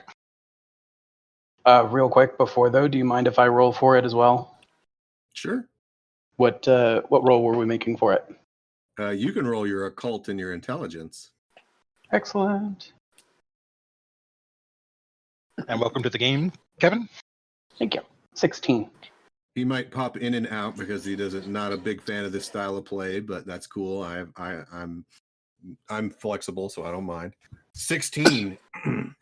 This is a magical instruction manual that says that it is instructing the ability to bind the will of the ones in the deep, to cause the fair folk to bring fire to the air, to lilt as a feather upon the air, to know the inner essence of a thing, to cause feet to alight in the air, to illuminate, to create the mirror's image, to cause magic to be known, to bring forth the arcane, to obscure as if through unseen fog, and to force with unseen strength. So I figure I need to make a schmuck roll to determine if I need to actually read this or just give it to Chet. I don't know that a roll is going to help you with that. Well, I feed it to Chet then after looking at it and just saying like, dude, it's like a lot of big words that I don't know. And I just give it to Chet. So you take out the book, and when you hold the little journal, this is like a leather wrapped medium-sized journal. The face just kind of extends outward out the front of the book a little bit to reach and grab the journal, and it just starts chomping on the pages, and you can hear this like kind of like a ripping sound as it's chewing on the pages, and you can see it almost like some kind of a advanced fungus moss, like things like growing inside of between the two covers of the book, and you can see pages forming inside of the book. I start to pet Chet, just saying, "Oh, that's a good boy." Blech. There you go. And I start patting its back. Okay. If you open the book and look up inside, whatever was written in the journal is now written on the inside of your book. Awesome. All right. Also, upon reading all of this, you can feel like a weird sort of tingling sensation that you've not felt before, Todd. And if you would like to explore this tingling sensation, you will need to buy an edge that will cost you 5 experience points. I will totally do that in the privacy of my own tent. Okay. Thank you. I've already been traumatized once today. Do you have 5 to spend? Yeah, I got 8, so I'll go ahead and spend it. Okay, so that will purchase you an edge called the Gift. And the Gift is the edge that you need to begin to get connected into doing occult type stuff. Sweet. But I was waiting until you were encountering something occult enough to justify that. Cool. And this is All right. definitely occult enough. There are Yeah. further edges that you'll need to engage and start doing this stuff. So save them up, but you're on your way now. Awesome. All right. So we just head back to the keep at this point. Anything happen on the way there, or is it kind of a... Nope, nothing crazy happens. All right. So I say once we get into the keep, we go report our findings.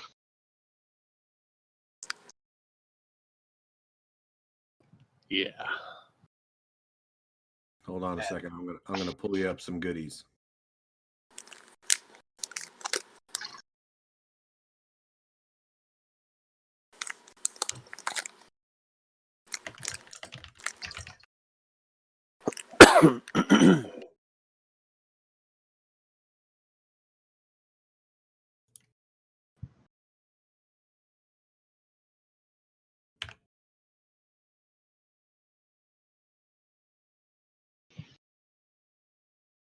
All right, there's a map of the keep.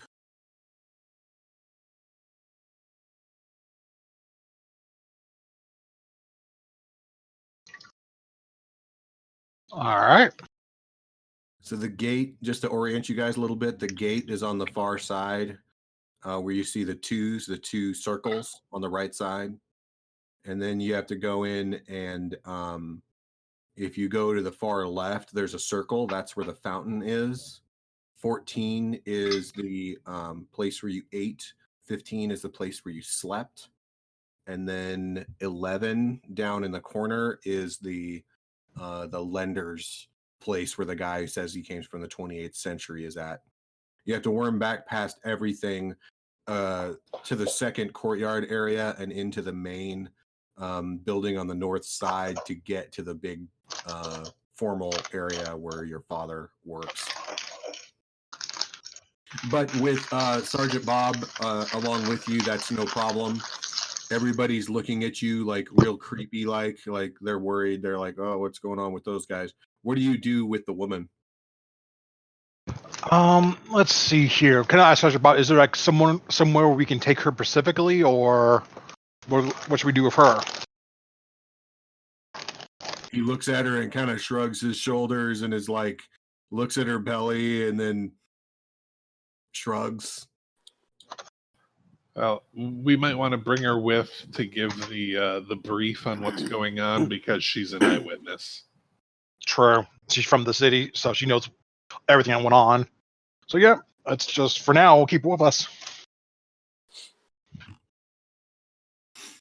So Sergeant Bob goes ahead to announce to your dad, Stan Senior, what's going on. He meets you out in the hallway. What do you have? Oh,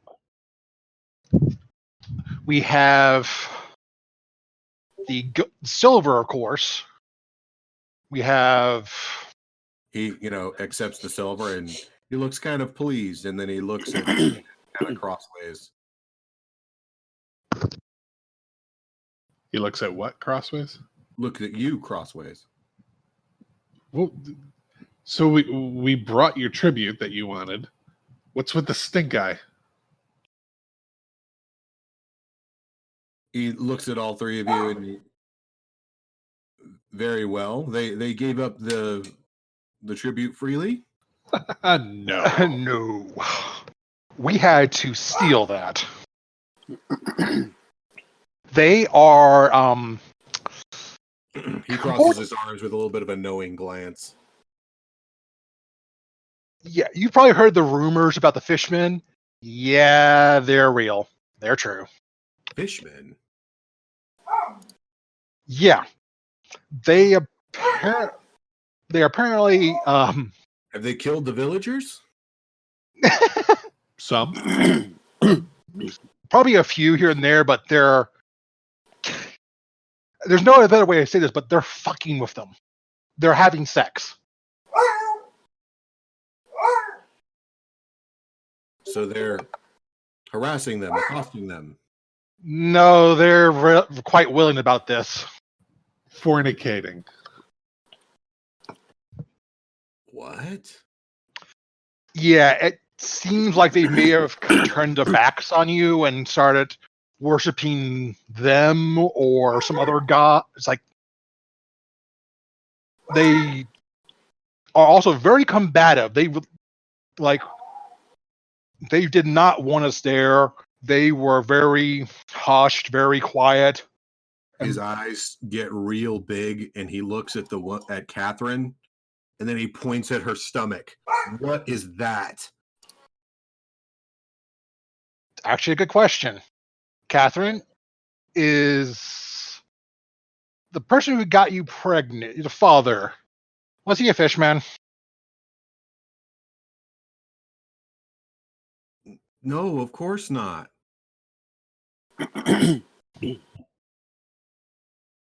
All right. Gonna roll to see detect bullshit. Yeah. What do you want to call that? I think we call that.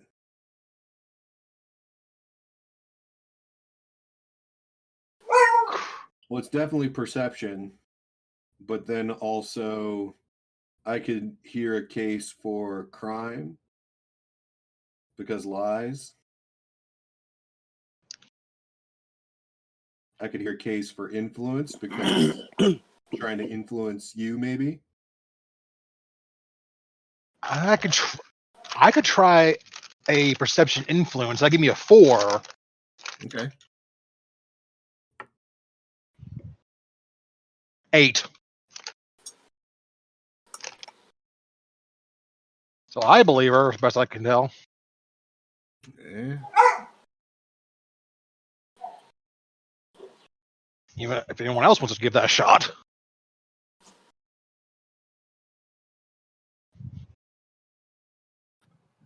So Catherine here was, well, we found her outside the village, and she's the one that told us of what was going on. Supposedly there's a dude named Desmond who's a sorcerer and has a magician's apprentice named Richard.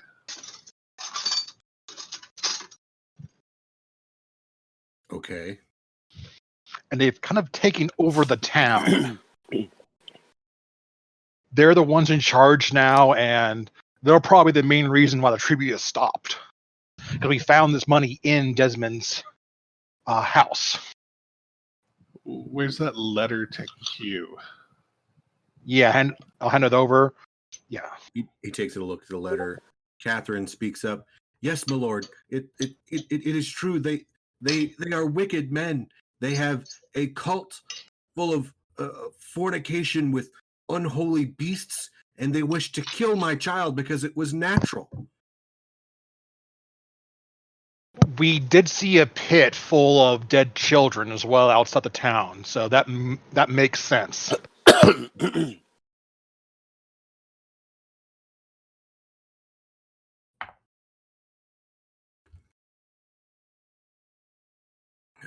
It does sound as if Innsmouth has fallen to the forces of chaos, though not the ones we are accustomed to. I think we can depend on them no longer. Stan, you've done well.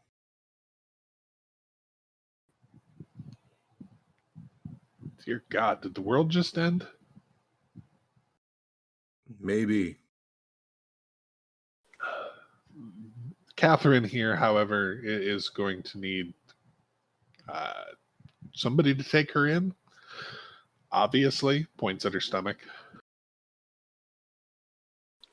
You'll forgive my caution, but I am going to make Catherine a guest of our brig until the child is born. Does she really need to go to the brig? Like, maybe you have No, a Malone, tower. please, I can be helpful. I can work. Yeah, why don't you put her in a tower with some guards, make her comfortable? She is pregnant. Like, I get you're worried that maybe she fucked a fish and a deep one's going to come out of her belly and try to strangle you, but she's still pregnant. Put her in a tower, put some guards on her. Because Give me a willpower and influence. And we'll say that you have a -3 from Dad, but a +2 from Catherine helping you. Can I spend a drama point for a plot twist for exactly what Darius to describe to happen right now? I don't know what you mean. I may not be, so I don't have the whole thing listed out in front of me, but one of the things you can spend drama points is plot twist. Right. Where you can basically declare something to narratively be in the story. Does it have to be related to my specific character? I would say that it can't infringe on another character, and if it's like stupid over the top, I might say that it doesn't fit or that it costs a lot. Okay. The plot twist that I would want then is for her to basically go into labor. Let me read my plot twist here. Heroes often find help and information from the most unlikely places at precisely the right time. Maybe Sheila figures out how to fire up the Death Coaster just as Evil Ash is about to show his better half no mercy. Or maybe the heroes find out about the Necromancer's latest evil from a fleeting peasant. Once per game, each character can spend a drama point and get a break. This is not a get out of jail free card. If the hero gets pushed into a pit or with a pug ugly, plot twist won't allow them to escape. But it might get the wise man to toss down his chainsaw. So I think in this situation, that would apply. Getting her to go into labor right now, I think, is a 1 point expenditure. It'll be your plot twist for the game. Go ahead, spend it. And she goes, oh! She starts like doubling over in pain. And you can hear this splash of water as her water breaks and water hits the ground. Dude, gross. And that's why you don't want her in the brig. He's like, fine, men, find a midwife. And they kind of hustle her off somewhere nearby.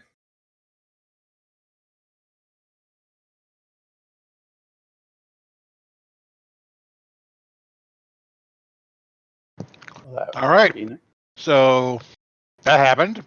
Yes, it did. Okay, so what now? We've done this job, and we've kind of realized that this shit is real. So what now?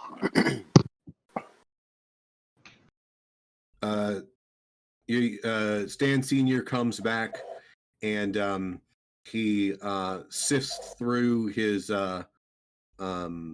He pulls out a pouch and he offers each of you probably 20 silver pieces each.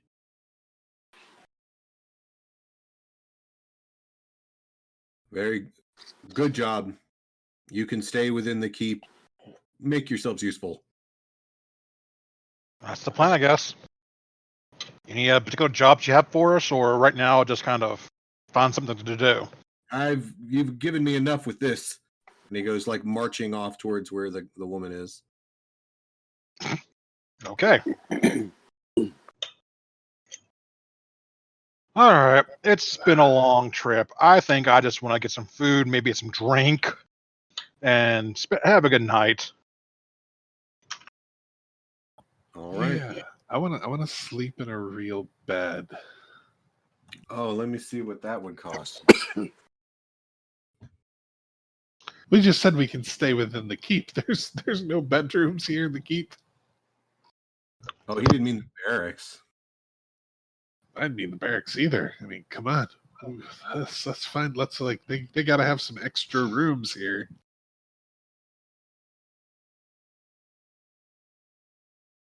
Like I just kind of lean over to stand like your dad's still a dick. Yeah, like who the hell puts a pregnant woman in the brig? Jesus.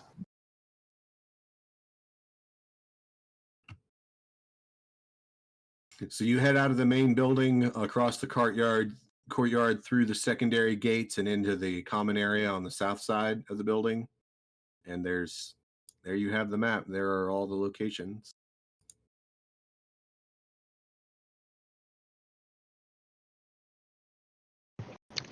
I say we head up the where we got our food earlier, get our food and drink on, and sleep, and see if we can find a better place to sleep tonight.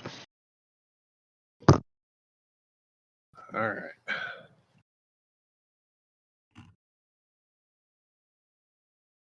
Just so I can mark it, did we get paid for what we just did? Yes, And how much? I think I missed the number. 20 silver. 20? Okay.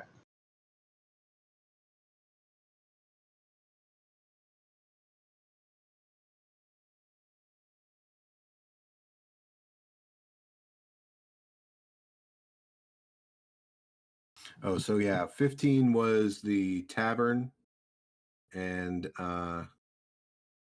14 was the Travelers Inn. Let me find. Hold on.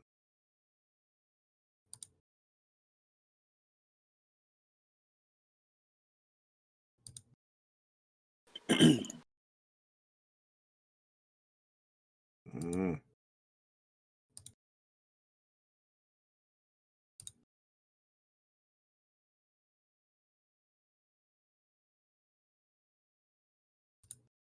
Sorry, I wasn't best prepared for this. I apologize. That's cool, man.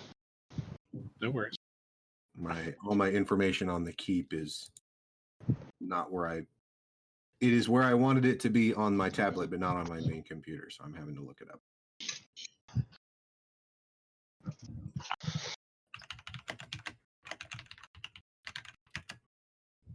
This has thrown pretty much the whole world into a tizzy, so I think we can forgive this. Yeah, right. Here, let me see here.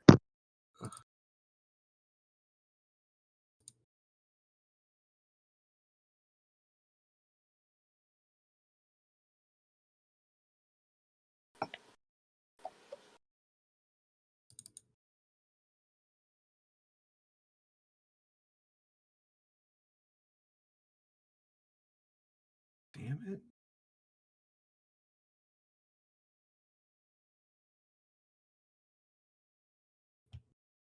Yeah, I don't know how much it costs. I'm sorry, I can't find it right now.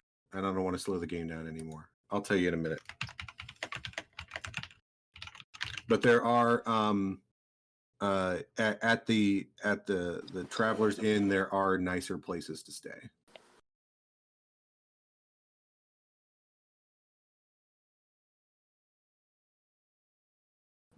And that's where I guess we'll spend our night.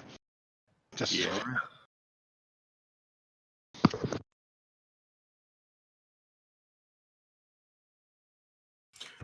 So that's you guys have left the adventure area, so there's not anything going on with that. So the ball's a little bit in your court. This is kind of a sandbox situation at this point. okay. We should Give probably him go one. talk to Picard.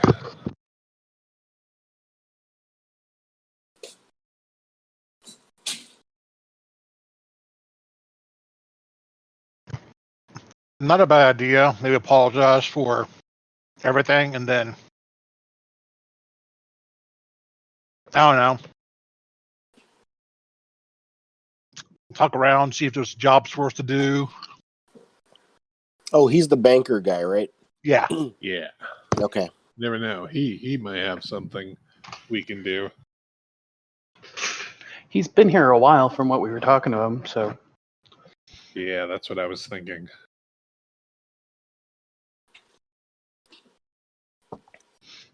you might know more about Chad. I'll be right back. I gotta go to the bathroom. Okay.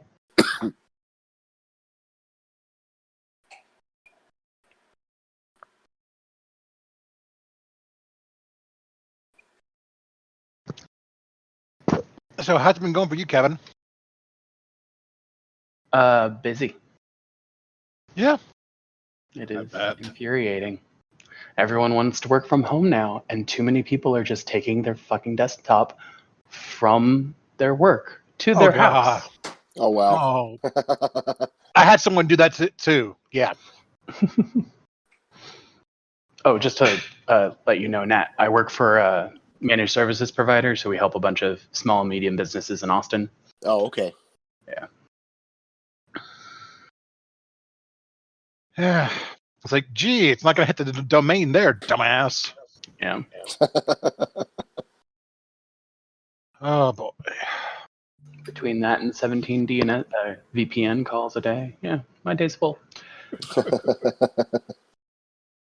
Sounds good. I'm jealous. Mm.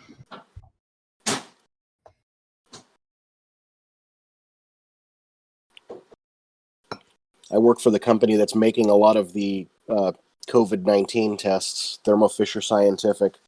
Yeah. But I don't work in that business unit. I'm a software developer. But yeah, it's kind of a weird situation because we had certain of our business units doing absolutely horrible because business is essentially stopped. But then we have other business units now doing better than ever before because of the virus. So it's really a weird situation. Yeah, I believe it. Kind of same for us. We're making bank because all of our firms want to go to the cloud. Yeah.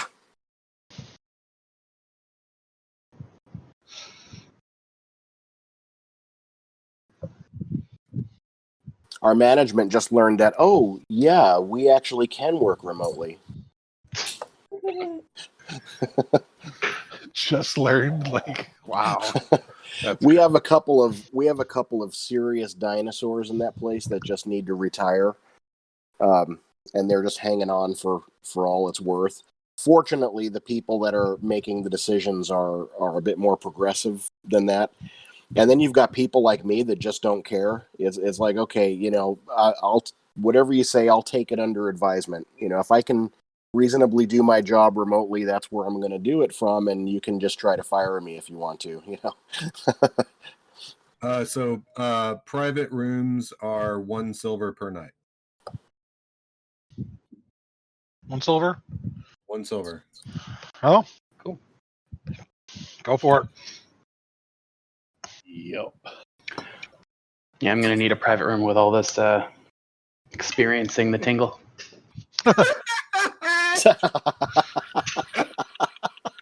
You know, you can have Jack Handy, the guide. I did buy soap. That's good. All right. So we spend the night, and then in the morning, I guess we're gonna get with Picard and whatever his name was, and go from there.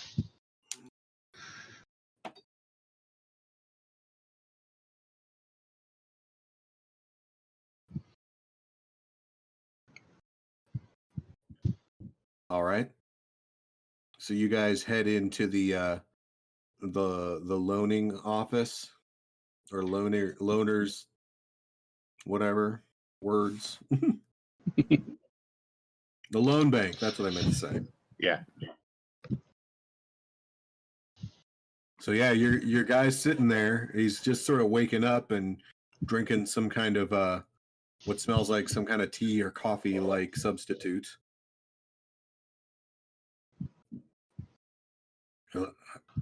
Help you. Hey, it's us again. Okay. And So we probably got off on the wrong foot the last time we saw each other. We wanted to see if we could repair that situation.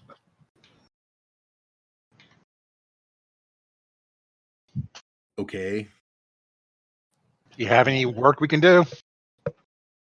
work. Yeah.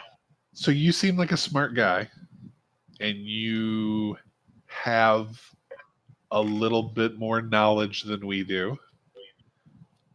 And obviously, Stan points around at the business. You like making money, Well, sure. Who doesn't? right? So you probably need help with that. Well, if you can bring me cool stuff, I'll buy it from you. Stuff I can resell. That's something. Do you know any places that we could possibly get that at? Like ruins or I don't know. Well, there's lots of stuff outside of the keep. Ted, what did you do with that shot? I still got it. I bring out the shot. No, you'll have to take that over to the. Come on, words. You'll have to take that over to the armorer or the provisioner. I don't want to. I don't want all that. All right. Exotic stuff. Gotcha. All right. Well, if we do find anything in the travels, I guess we'll hit you up. Outside of these lands to the northwest, or Alan gets dyslexic. Northeast, there's a river that leads up that way, and that's where the real borderlands are. They say there's some caves out there where the madmen live. And there's lots of woods around here. God knows what's out there. I've heard rumors that there's some lizard men out in the marshes. That can't be good for trade. Yeah, we could try to deal with that. What do you guys think? I like lizards. Yeah, I think he's talking about more of us killing these lizard men. Oh, dude, no. I mean, so we've done the kill the rats in the basement, and we did the fetch quest. You killed rats in a basement?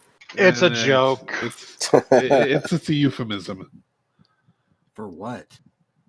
Starting quest, starting to get to know what the hell's going on. What? That doesn't make any sense. To us, it does. It's more of a time frame, pastime. Did you have video games in the future? Oh yeah, we got Hollow games.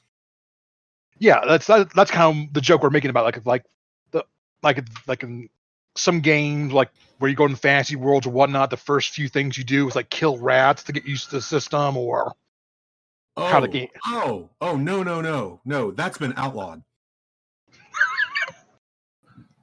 You can't Killing do that. rats or tutorials? Killing rats is a part of your tutorial. Yeah. They ended that with the 13th Age and D&D 27 edition war. Oh my goodness. Yeah, so that's what we're referring to. So okay. Yeah, fuck that. Never do that. Never. All right. Okay, but for now, we have to find jobs. So that is actually something to keep in mind. Hey. Do you know anyone else? Hey, you guys want to buy a map? Maybe. Five map? silver. 5 silver. I got a map of the surrounding lands. That actually could be useful. Who wants to pony up? Yeah, well, we can pony up a silver. Yeah, Sure. Mhm. that's what I was thinking too. I'll toss in 2, and that'll be 5. All right. he starts rummaging around in his stuff, and he pulls out a little probably not leather, but probably like a some kind of a case, maybe a case made out of like dried skin. A scroll case, basically. Yeah, a scroll case, but not a very nice one. And then it has a scroll inside with a map. All right. There you go. So we know where we're at, and we know where to go. Ish. Okay. Well, thank you for that. And I guess we can go to the provisioner or the blacksmith and see if we can either get anything for the buckshot here or on a musket.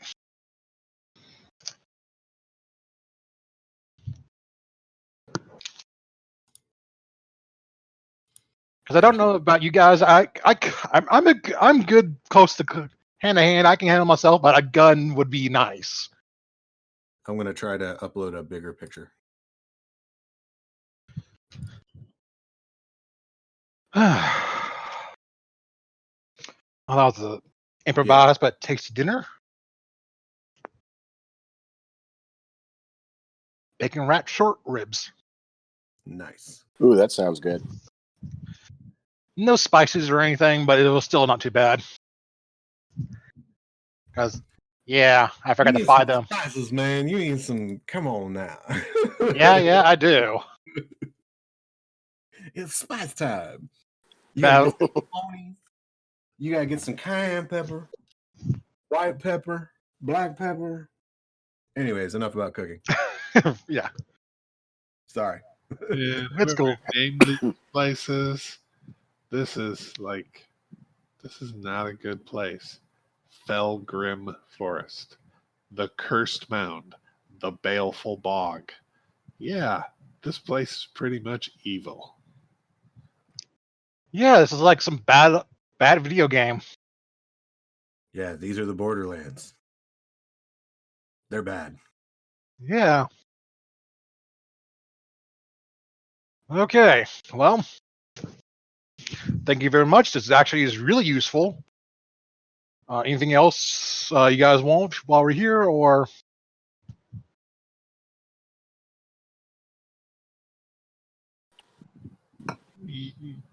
You happen to know anybody that's looking to hire anybody? You're a businessman. You probably have connections. Any other businessmen looking for protection? Helping hands, something. Most of the caravans that come in already have their own protection. I think the stables might need a slot boy. No.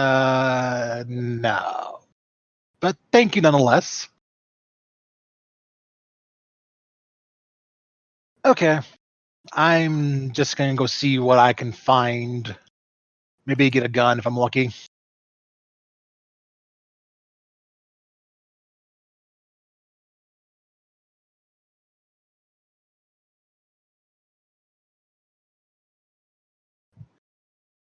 All right, I guess I'm going to head to the provisioner or the blacksmith.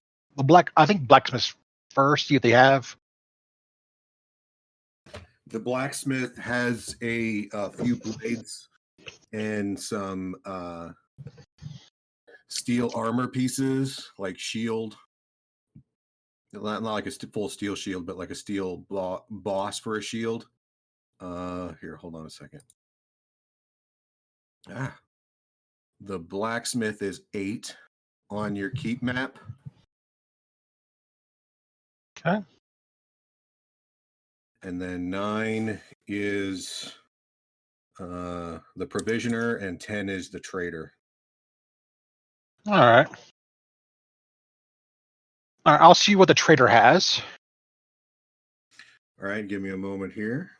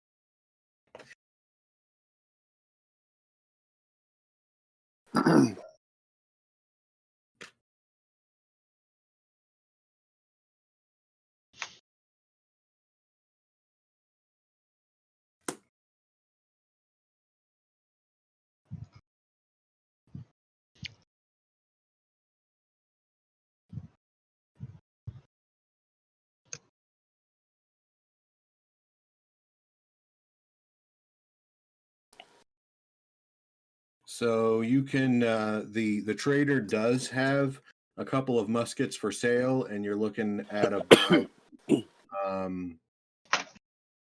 probably 60 silver pieces. Oof. Okay. All right. What else does he have?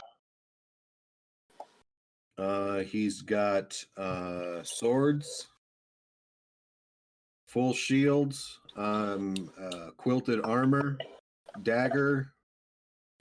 He's got a couple of crossbows, spears,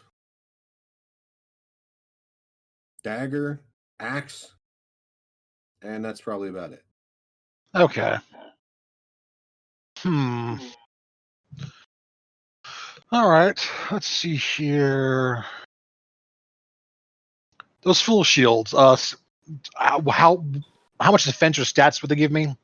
Just for mechanic purposes. Let's find out.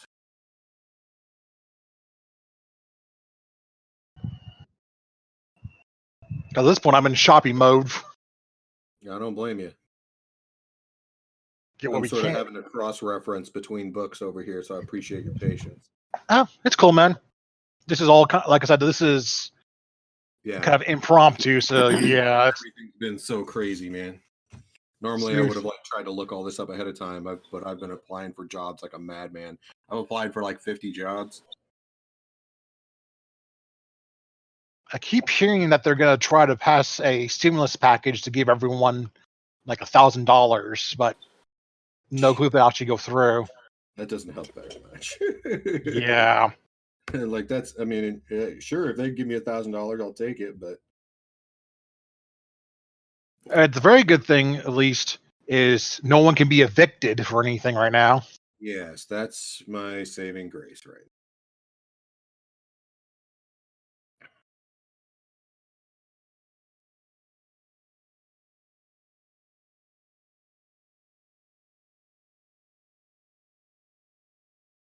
So these are, we'll call them, there's small and medium shields here, and a shield assists in a parry maneuver, which is the same thing as when you would defend. And a small shield like a buckler gives you a +1, and a medium shield like a Viking's round shield, which is the kind that we'd be talking about, would give you a +2. Okay. I could also see it justified as a improvised weapon. All right. How much for a full shield? Just a sec. I'm finishing. There's more shield rules. I'm Oh. reading. Oh, no problem.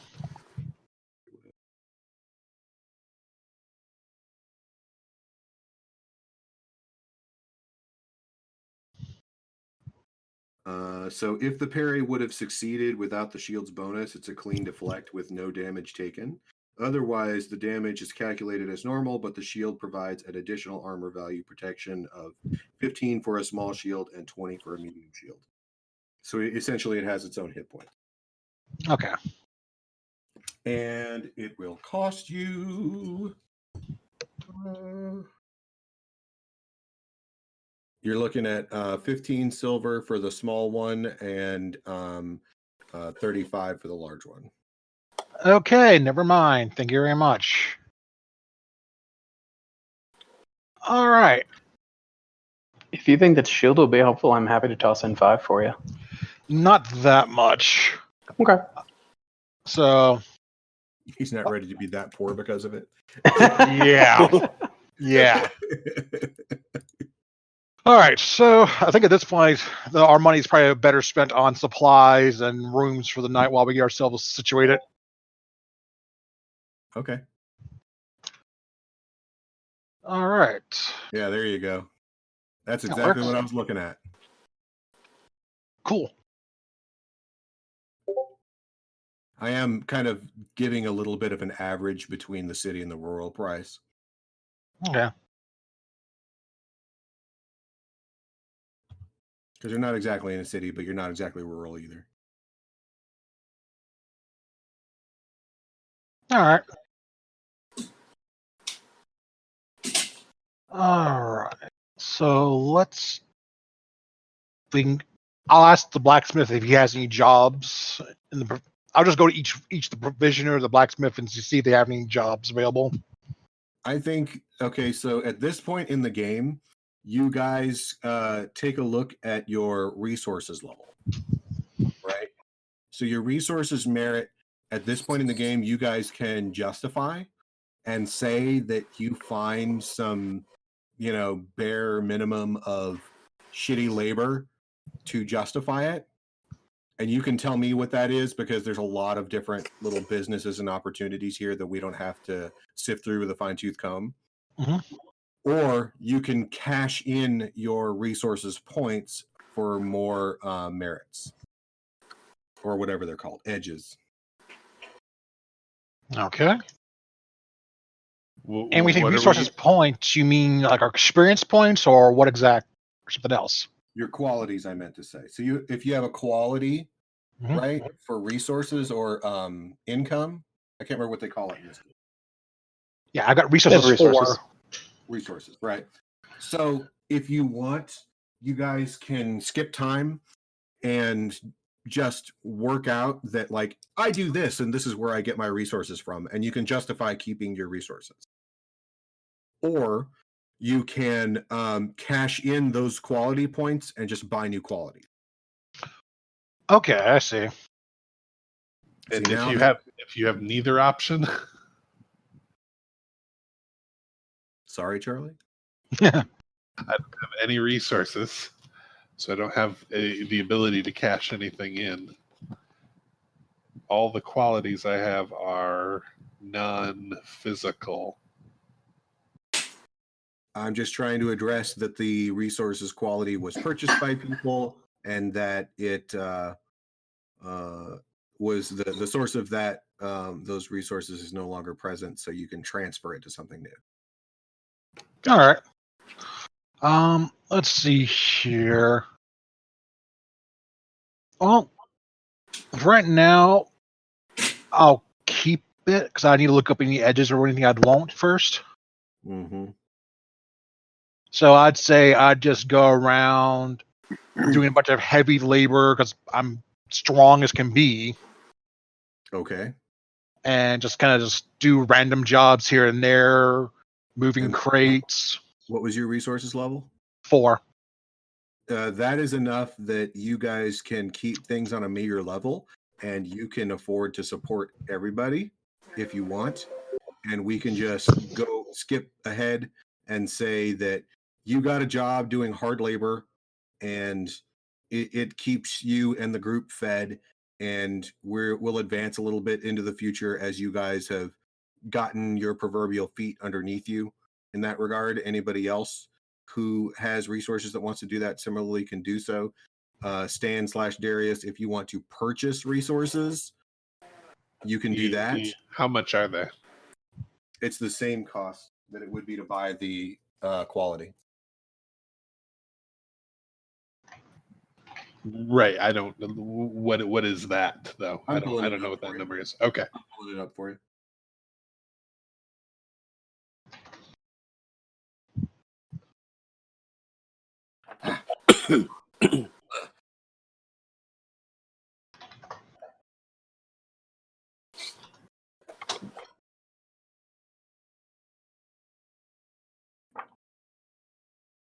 Two points per level is what 2 it looks points. like. There you go. I thought that's what it was, but I wanted. Shit. And it's just called resources. Mm-hmm. Yes, 2-point quality or drawback.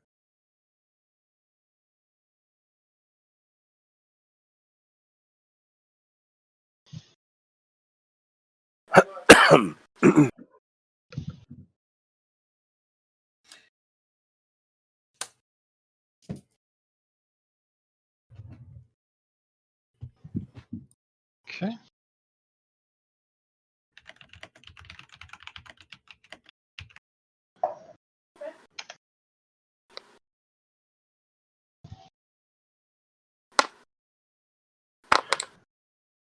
Just so I'm understanding, are we expecting everyone to be purchasing the resources advantage, or is this just only gonna if you want to, because there's enough people that that have good resource ratings that they can, if somebody doesn't want to have one, then they can hang on by the seat of their pants.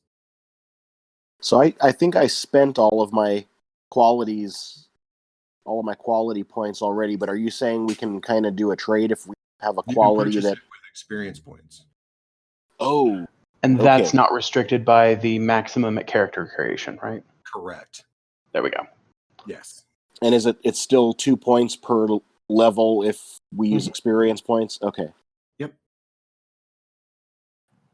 All right. So I purchased the 1 level of resources because he has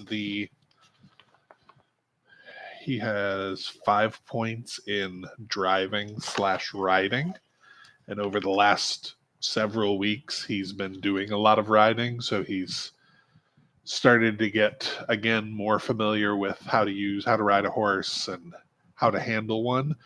He would probably go to the Keeps stables and convince the stable master there to take him on for work. Okay. Yeah, there's one stable, like, so this whole area that you guys are in, this whole walled city, is called the Keep, and there's one stable for the whole area. Gotcha. And you can get him to take you on. You are at least temporarily his slot boy, and it's probably really good for you because you can't smell it. Exactly.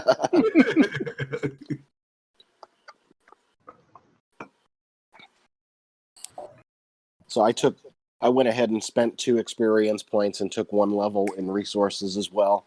Okay.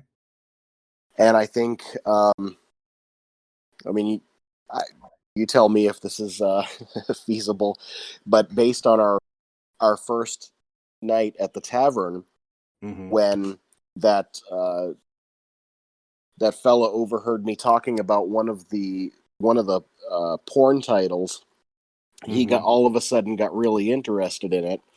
I decided that, I figured that there's probably a lot of questionable characters like him that might want to be regaled with interesting stories that I remember from the 80 million porn movies I've watched. So my plan is to spend some time in the dark corners of the tavern telling stories for silver. And basically what I'm doing is I'm recounting various scenes from these movies. So you're telling bawdy tales? Yes, that's what I'm doing.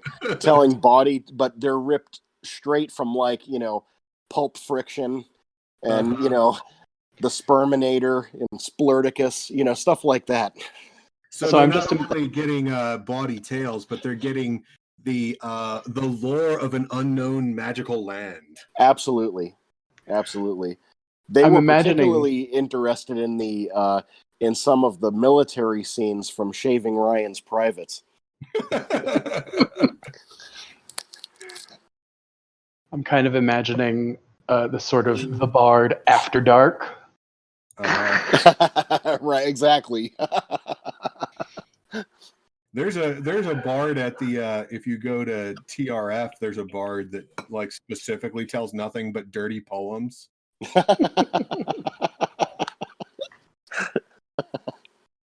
So that's my justification for resources. Cool.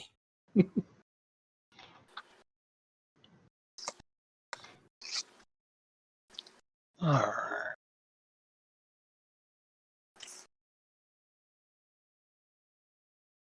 All right. So let's see here.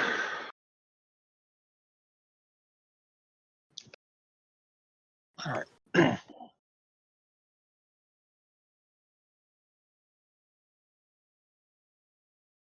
Okay.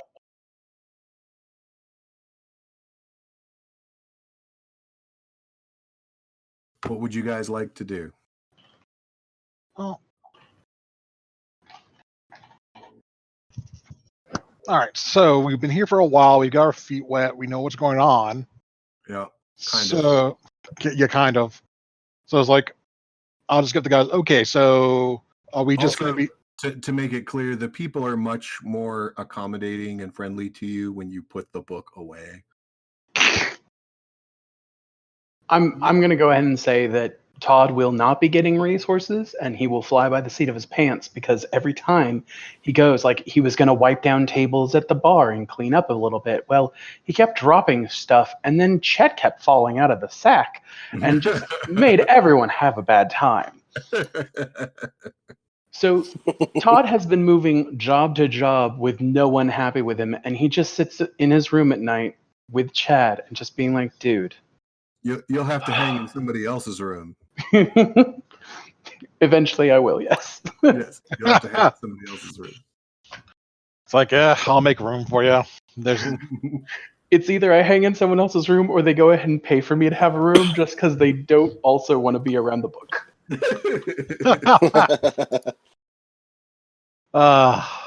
book doesn't scare me. I can take it in the fight. All right. Fuck you, book. But yeah, okay. So what are we gonna do, guys? Are we just gonna live our lives just doing this, or? 'Cause I'd love to go back home. Well, like, dude, I don't know about you guys, but like, Chet's still hungry. That's actually an idea. Maybe try to find some more of those pages, and maybe it might have a way for us to get home. It kind of brought us here, so maybe it can take us back. Yeah. Cool. Anyone got any other better ideas? Not really. I mean, yeah. All right. Now here's the question: how do we start? Do you Well, like they said that there was like stuff around here, and if it's anything like the fish people, like the lizard people, maybe they have like pages. Maybe. There's also like random caves and ruins here and there. Let's see here. All right. Bring up that map. So,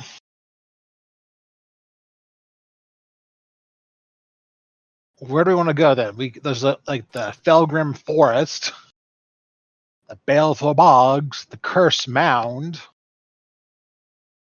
Actually, the Cursed Mound sounds not too bad because we can follow the road to it, and then just cut off the road and go straight to it. Was the Innsmouth further south than what this map shows? It was west and then north. So yeah, we're on the edge, western edge. So yeah, it's off the map. So you see that big river that's coming down through everything? Yep. That river off to the left was the river that is feeding out to the coast. Okay. Let's see here. Okay, so I think one thing we should do is maybe just kind of listen around town, see if there's any rumors about anything interesting going on, like other than the lizardmen and random things here and there. Okay, so everybody who can succeed at an influence and perception check will receive a rumor. All right, I've got a chance. I got a 4. No. I have a 10. Okay.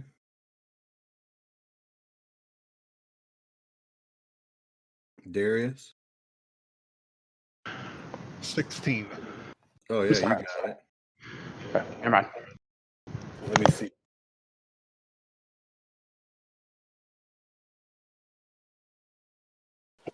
$16 is 4 success levels, so I'll give you an additional rumor. Woohoo!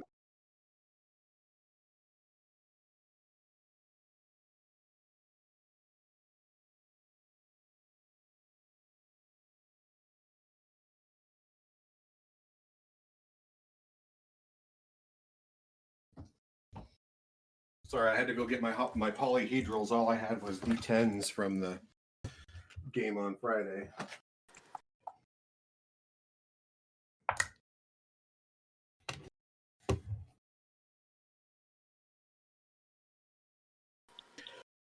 So you who do you get your rumor from, Darius? Your first rumor? So the first one is probably a traveler that is just come into the keep and is putting his horse in the stable. He's like in my imagination, he's like a dark-skinned, swarthy Middle Eastern guy. Yes, I have heard that there are caves out there on the borderlands, and that anyone who goes into those caves never returns. It is foul place. You should not go. Somebody give them a name? The caves in the Chaos Lands. Oh, that definitely sounds like a place not to go. Thank you. Mm. He scratches his balls and goes about his business. And then we had Jerry had one as well. Is that right? Yes. Who do you get your rumor from? So I assume this is while we're working. Yeah, or just hanging out. Okay. So basically, I'm telling a story of a banquet scene that turns into an orgy from Harry Twatter and the Deathly Swallows, and I get the guy gets so interested in what's going on that he starts relaying some information to me when it's all over. He starts making a joke about how there's an ogre in the caves out on the borderlands that if you rub his nipples, then he'll help you out of the cave.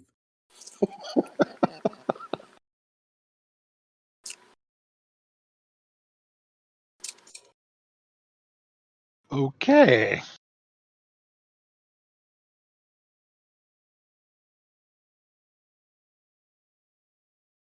All right. That's interesting rumor.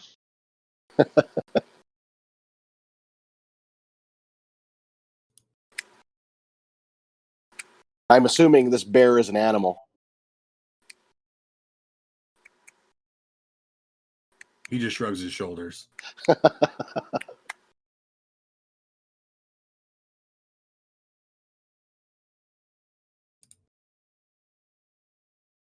Sorry, I'm trying to fix something here for Darius. Oh, No sorry. problem. Sorry, I got the PDF. Thank you. Okay. No problem. All right. So then, Darius, your second rumor. Who do you get that one from?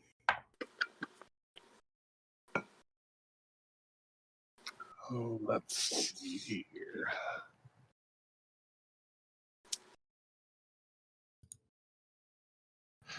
So question first.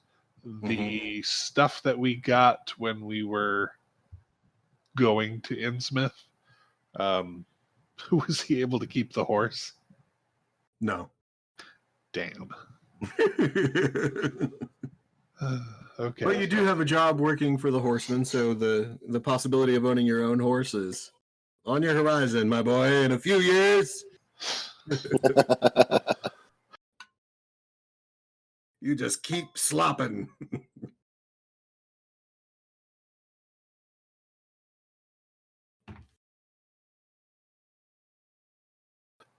So it is probably he likes to go up on the battlements and walk around in the evening just to kind of clear his head. So probably one of the soldiers he stops and shares a pipe with and pipe tobacco with and talks to. He says, "Oh yeah, you know that there's dog men in those caves out there."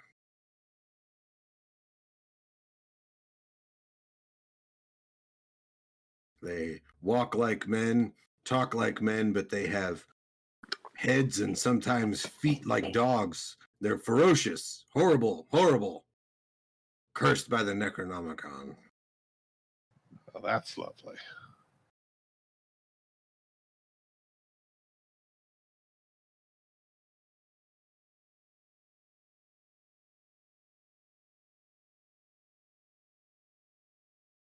Okay.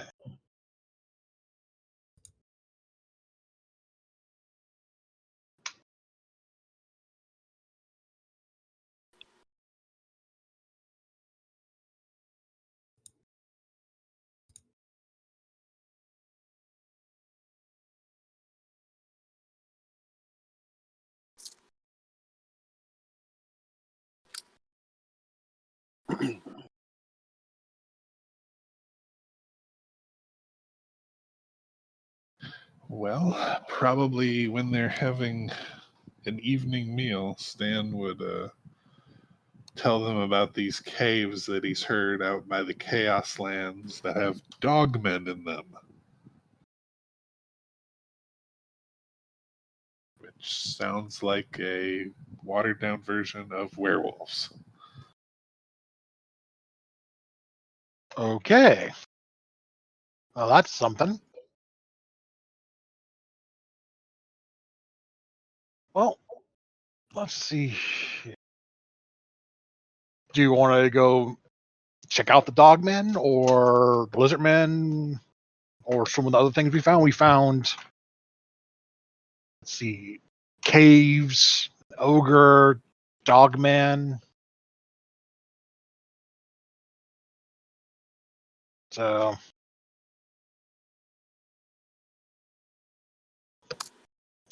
I think the caves don't sound too bad to explore, I guess. I don't know, really, at this point.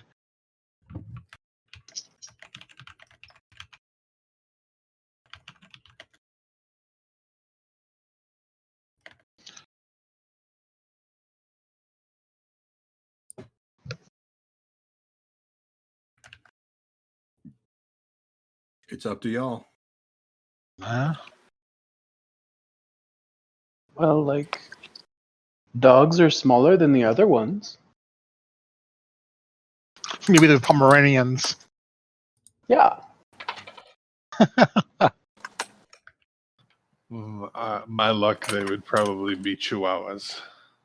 Yeah, but like a Chihuahua's got to be like smaller than an ogre, right? Sure, but I think I'd rather face an ogre than a Chihuahua man because Chihuahuas are fucking ferocious. Okay, let's do the ogre then. All right.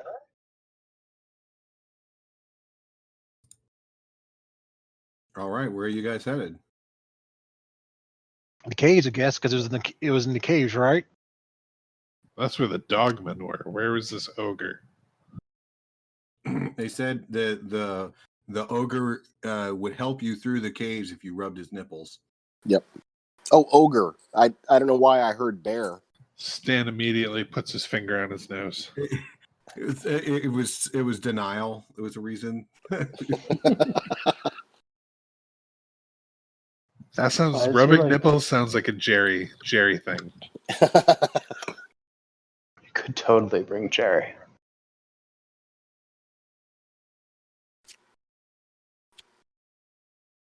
All right. Jerry. If we're going out to do this, we should probably be prepared. Yeah, let's get what we can.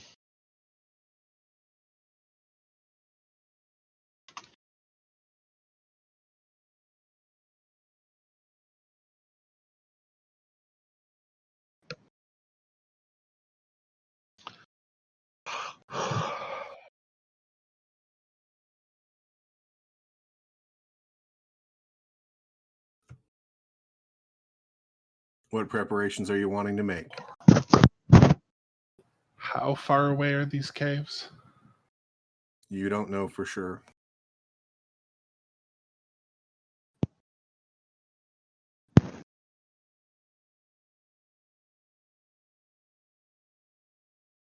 You do, though, get the feeling that they're closer than Innsmouth was, because people talk about them with more whereabouts, more familiarity than they do talk about Innsmouth.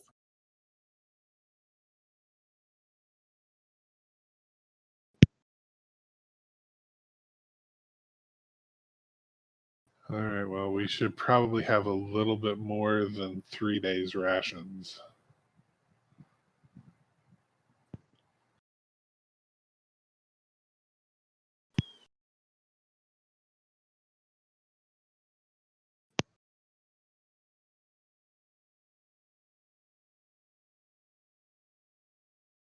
Is everybody still with us?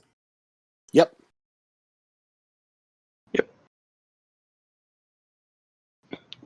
How much were? If you look at the Army of Darkness chat feed, you can see the Darius has posted the price lists there. Pull up. Thanks.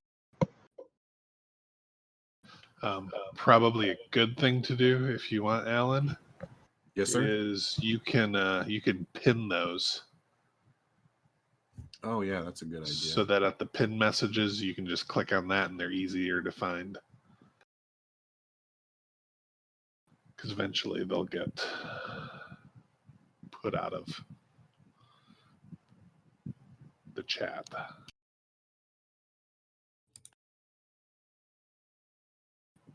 right. Well, Stan bought more rations. The map of the I'm also pinning the map of the area and the map of the keep itself.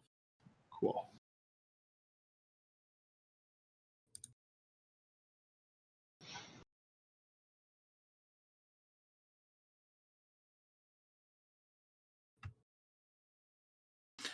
We're also a little bit, as far as being in the keep goes, transitioning away from specific costs.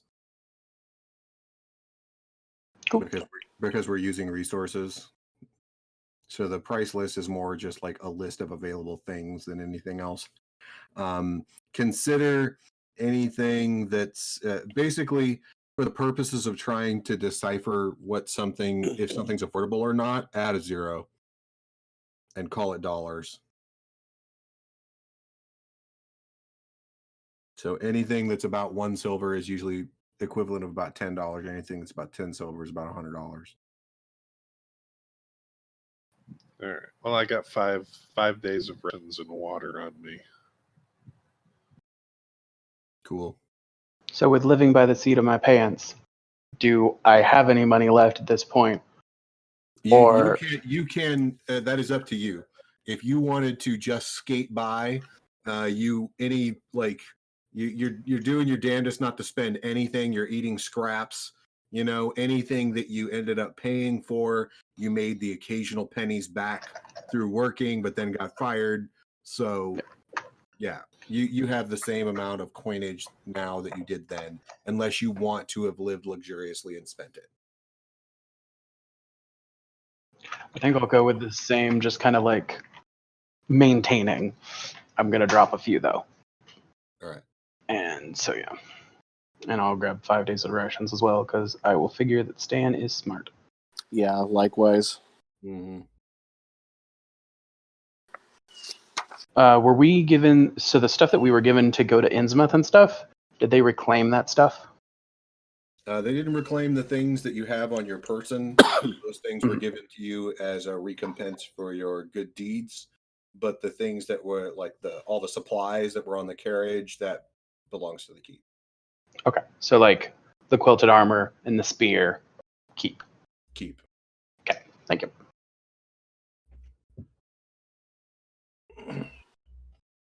I was trying to use that to equip your characters, not to entice them with shit and then take it away.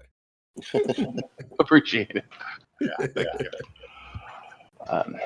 So My dinner Well, is your actually dad's a done. dick. He's not that much of a dick.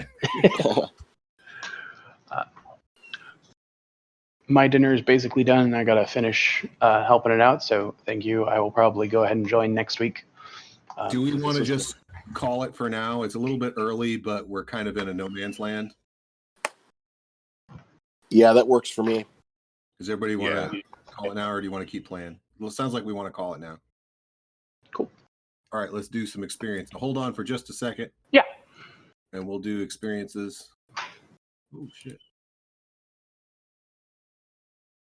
Everybody gets one for look, I'm here, aren't I? Okay, so who did a funny? Can't nominate yourself. Oh God. What was it that Jerry said?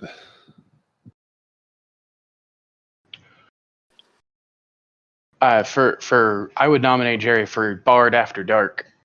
Yeah, I mean, there's that, but there was something back at the village also that I I couldn't even hit my push to talk. I was laughing so hard. Oh, it wasn't the was it the Ocean's 11 inches comment? Yeah, Yeah. yes. Absolutely. So Nat gets another one for humor. Anybody else want to be nominated for humor?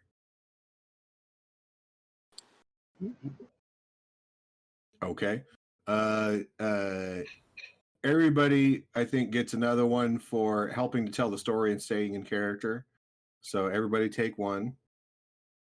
Did anybody do anything particularly dramatic, making a rousing speech, getting involved in a romance or bromance, waxing poetic about the golden days?